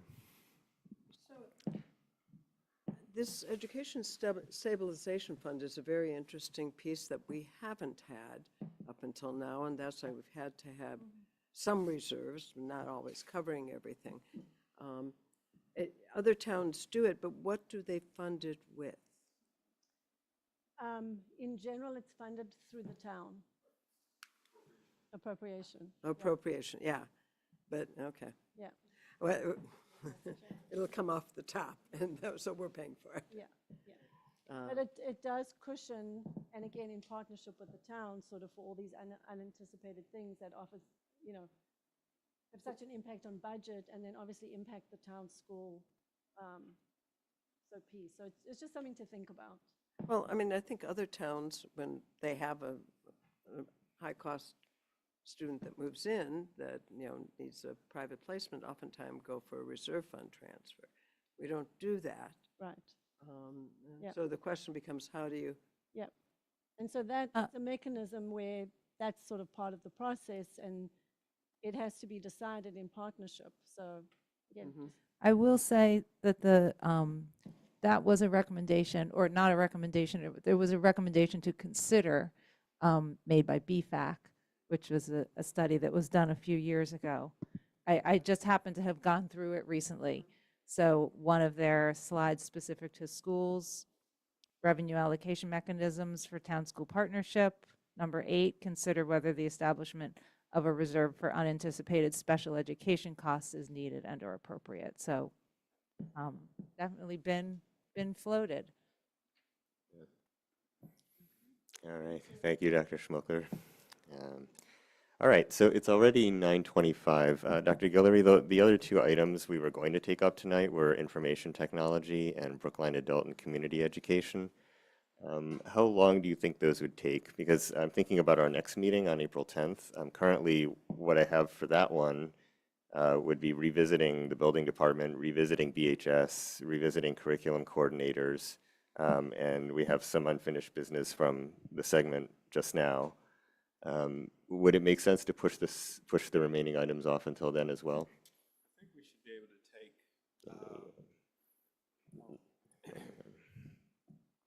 I believe we should be able to take IT up. That's and we'll realize some savings there, and then Dr. Fortuna will let me know about base. Andy, is it possible to consider a meeting for next week? We could consider it. I don't know whether we could actually schedule one for next Thursday on such short notice. I think people have things going on. Yeah, and Betsy is telling me that Big wouldn't be available for next Thursday.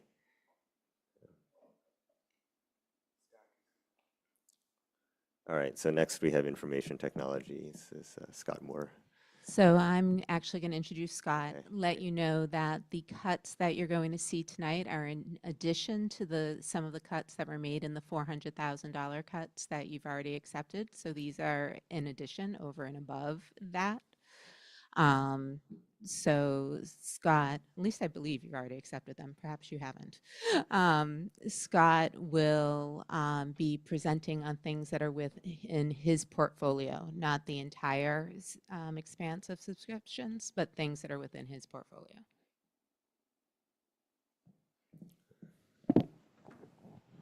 Just a question then, Jody, is what else do subscriptions, what else is in the portfolio?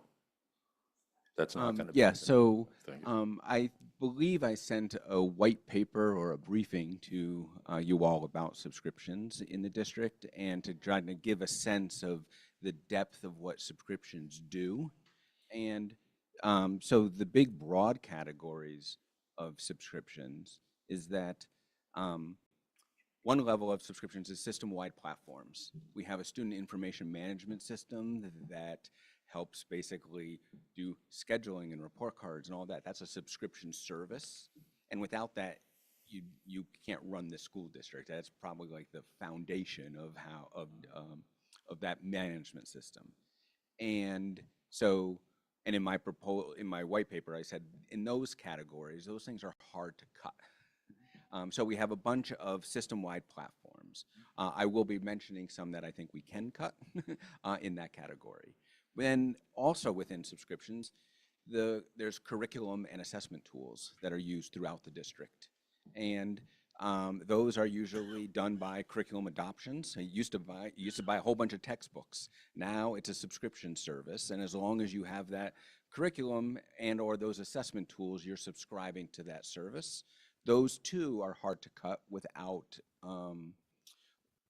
changing curriculum. Okay. The third area that I mentioned in my briefing was ed tech management tools. I'm calling them ed tech management tools or technology management tools.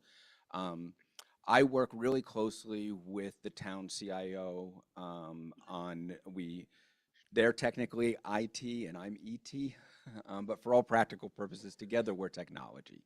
And so in the work that I do, we have some technology management tools that help us to do that work. Data interoperability tools that make tools talk to each other, license costs, things behind the scene that allow us to, or my department, to function efficiently with the staffing that we have. You take many of those things away and then you're relying on people to do those processes. They're not as efficient, they're not as accurate, they make mistakes. The technology system approach is stronger, so we have tools in that category, and those are hard to cut as well. Then in my role as Director of Educational Technology and Libraries, and with the support of the technology plan that this committee in 2015 helped support, and the subsequent technology override of 2015 helped supported, we have a collection of tools to support learning in the classroom, and we also have a collection of high quality content in databases through our library system, and both of those things came out of that technology plan. And and we've been operating under that technology plan, both Fung as well as myself, school IT. We've been operating under that technology plan and what was created in there for the last 10 years. And for the most part, you have not heard about any technology requests because of that work that was done 10 years ago. And I bring that up because there's probably not a lot of things that haven't asked for things in over 10 years or whatever, right? So, but that's to the degree of which kind of thoughtful, proactive approach that we tried to take with technology after that. The technology plan at that time was designed to really address structural flaws that we were not able to do up until that time. And since that time, we're doing it. I think we're doing it well now using that. In fact, there have been some cuts to it, but we're still managing, but there have been some cuts since that 2015. So there were EdTech learning tools and library tools. And then within my budget as well, there's some assistive technology tools that we kind of co-support with the assistive technology team because of the overlap of technology. And so I think that kind of summarizes a lot of the subscription services that are in play in the district. So what I'm presenting tonight is a follow-up to that briefing report that I sent you guys, and with thoughtful places that I believe that we can cut. They're sensible cuts, they're survivable cuts, and I hope that you will accept them, and I add another line, add another red bar to your list. So what they are is, so Google Plus, right now we are a Google Workspace for Education Schools District. We do not pay for that. Since Google has developed a lot more, they're starting to have tiers of services, and for $36,000, you could be at, or we could be at the Google Plus service tier, which provides a lot of their newer features and a lot of their more robust tools and things that we could leverage in Brookline are part of that Google Plus. So I put in a request that was a new request at the time. We are withdrawing that request. So that request is not going forward for a savings of $36,000 out of next year's budget proposal. The next item is Zoom licensing. During the pandemic, we added Zoom licensing. Very popular, right? Where people are Zooming in now. A lot of people are still using Zoom, but the degree of our licensing, we can scale that back. So I'm proposing a scale back in our current Zoom licensing. We have other tools that people can use as well. We have Google Meet that should suffice for a lot of uses. So we have that, and also people will still be able to use Google Zoom as a basic meeting, which just means that they're limited to 40 minutes. But that also could be used. So by just scaling back, we'll still have a collection of licenses to distribute for specialty purposes and certain needs. And I think those needs still exist in the district, but we don't need to be at our current level. So I put that as a savings of about $20,000. What's the total? What's the total of what we pay right now? Yeah, about $33,000. Oh, okay. So it's right. Okay. 32 or something. All right. Okay. I get it. So I'm comfortable with that number. I'm still working with the vendor on what those numbers will be, but I believe that 20 is free and clear. And the need for, is it okay to ask a clarifying on that one, Andy? Oh, okay, thank you. So the need for full, like, multi-hour Zoom sessions and something like that intersects with what percentage of the user base? In other words, is 20,000 enough? What if you made it 28,000, for example? I think.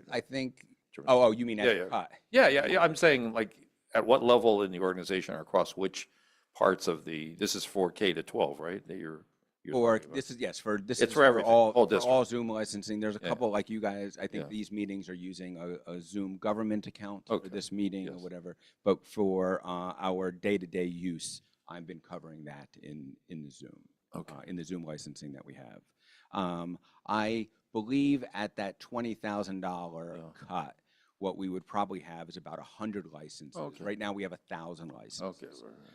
With 100 licenses that we could distribute to meet those needs, but people just have to demonstrate why some of the other tools aren't available or don't work for them, right? So say a classroom teacher who is going to have a half-hour parent conference and do it over Zoom, Zoom Basic should work. Right, so they don't need an advanced license. Makes sense. So, the next item is Seesaw. Seesaw is a learning platform that we brought in during the pandemic as a K-2 learning system. Because the pandemic is over, usage is very different now than it was then. So I'm arguing that it served its time for us. And although it is used and predominantly and very excitingly by pre-K teachers as a communication tool, additional use in K1 and 2 is a little bit more mixed.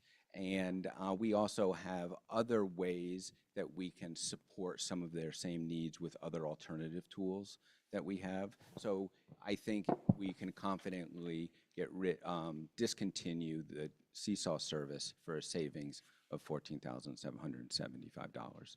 Now, these prices are my existing prices. Those are the numbers I paid this year for these tools. The next tool is, and I would put those first three were all in system-wide kind of platforms. That's where they originally appeared in the report that I sent you. Pear Deck would be in the collection of EdTech learning tools. That too was a tool that we added during the pandemic. It helps make slideshows and things interactive for students, which was important when you were doing remote and hybrid learning. Usage year to year since the pandemic has been coming down steadily. There's still some power users. It's a much smaller number. So I don't think it justifies having a whole site-wide subscription in order to support that. And anything that anybody has done to date in Pear Deck will still work. They just, without a professional license to Pear Deck, you can't design new Pear Decks. And we have some other tools, like I said, that we can work with people on to do some of those same needs. So that would be a savings of $16,875. Yes, sure, I can stop and answer. Yep. Pear Deck. So, because I know a teacher who uses Pear Deck and I assume likes it. Yeah. So you're saying that teacher would still have access to anything they've created? Yeah, so recently I was reviewing usage and it was interesting. There was somebody who hadn't even signed into Pear Deck, but was showing student interactions on Pear Decks that they had designed or whatever this month and all year, yet they hadn't signed in since like September. Okay, right? So great. you're like, and I suspect that that's because they built that Pear Deck into like a Canvas module, and then each year they carry some of that work forward. Okay. So yeah, there'll be some people who will be like, I need that license, and I think in that case they can probably talk to their department head. We would still allow them to be licensed. We're just not covering a license broadly. Okay, across and for that everybody. was kind of my other question. Like, Yes. so it's not completely out of the question. It just might be individual. This is a little sidebar. I'm in my work, and especially when you're trying to innovate and have new adoptions, whatever, we need to be committed to those new adoptions, because people do not like it when you turn them on to something and then you rip it away. So, but sometimes things change at the same time. So my team is regularly like, oh, you're right, that tool is being retired, not by us, it could be being retired by the company. And everyone's like, oh my God, I love that tool. You're like, what do we do now? My team is constantly being like, what is the next tool that would support a similar function in a similar way that we can use? Some of those are free, some of them cost or whatever. And that's what I meant about that portfolio, right? Sometimes we're adjusting things within that portfolio to try to still meet the needs, but we're still operating within those costs of that portfolio. These will reduce my portfolio in cost. These are real savings, but it basically will bring me back to about pre-pandemic levels. And I think it's time, right? So that was the World Book. Oh, so the World Book Encyclopedia would be the next one. It's one of the things in our library database. It's loved, but we have more than one electronic encyclopedia because the state provides us access to another one, Encyclopedia Britannica. So under the circumstances, and we don't need to keep two. So now, of course, there is some stuff going on with the federal government and library and some, funding things that might hit libraries and museums. So there's a little anxiety, like what happens if the state doesn't cover that? But if that happens, we'll deal with that when that comes. Okay. And then there are some additional OTL requests that Jody and I just talked about, and she said those should also, those are not going to go forward. So there was, I think, $6,000 of some additional things, which adds up to just over $100,000 of additional savings. Helen, it looked like yes, you. So I'm remembering back, and wait. Helen, could you just speak closer to the mic? I'm sorry. Thanks. I'm remembering back pre-pandemic when PTOs were paying for subscriptions, and there were all these people coming to us at that time saying, "Oh, we have to have this subscription. We have to have that one." By doing any of these, are we going to start that process again? The PTOs are going to end up paying for it, and then we're back where we are. There is a little bit of PTO contribution stuff still happening, but not nearly what it was at that time, right? So these, I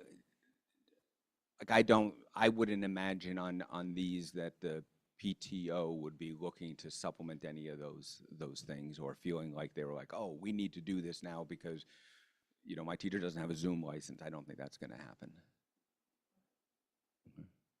Steven?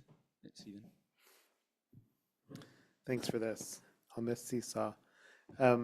What's our ed tech software and capacity readiness if there's another need to work to do school with a hybrid model or remotely for an extended period of time?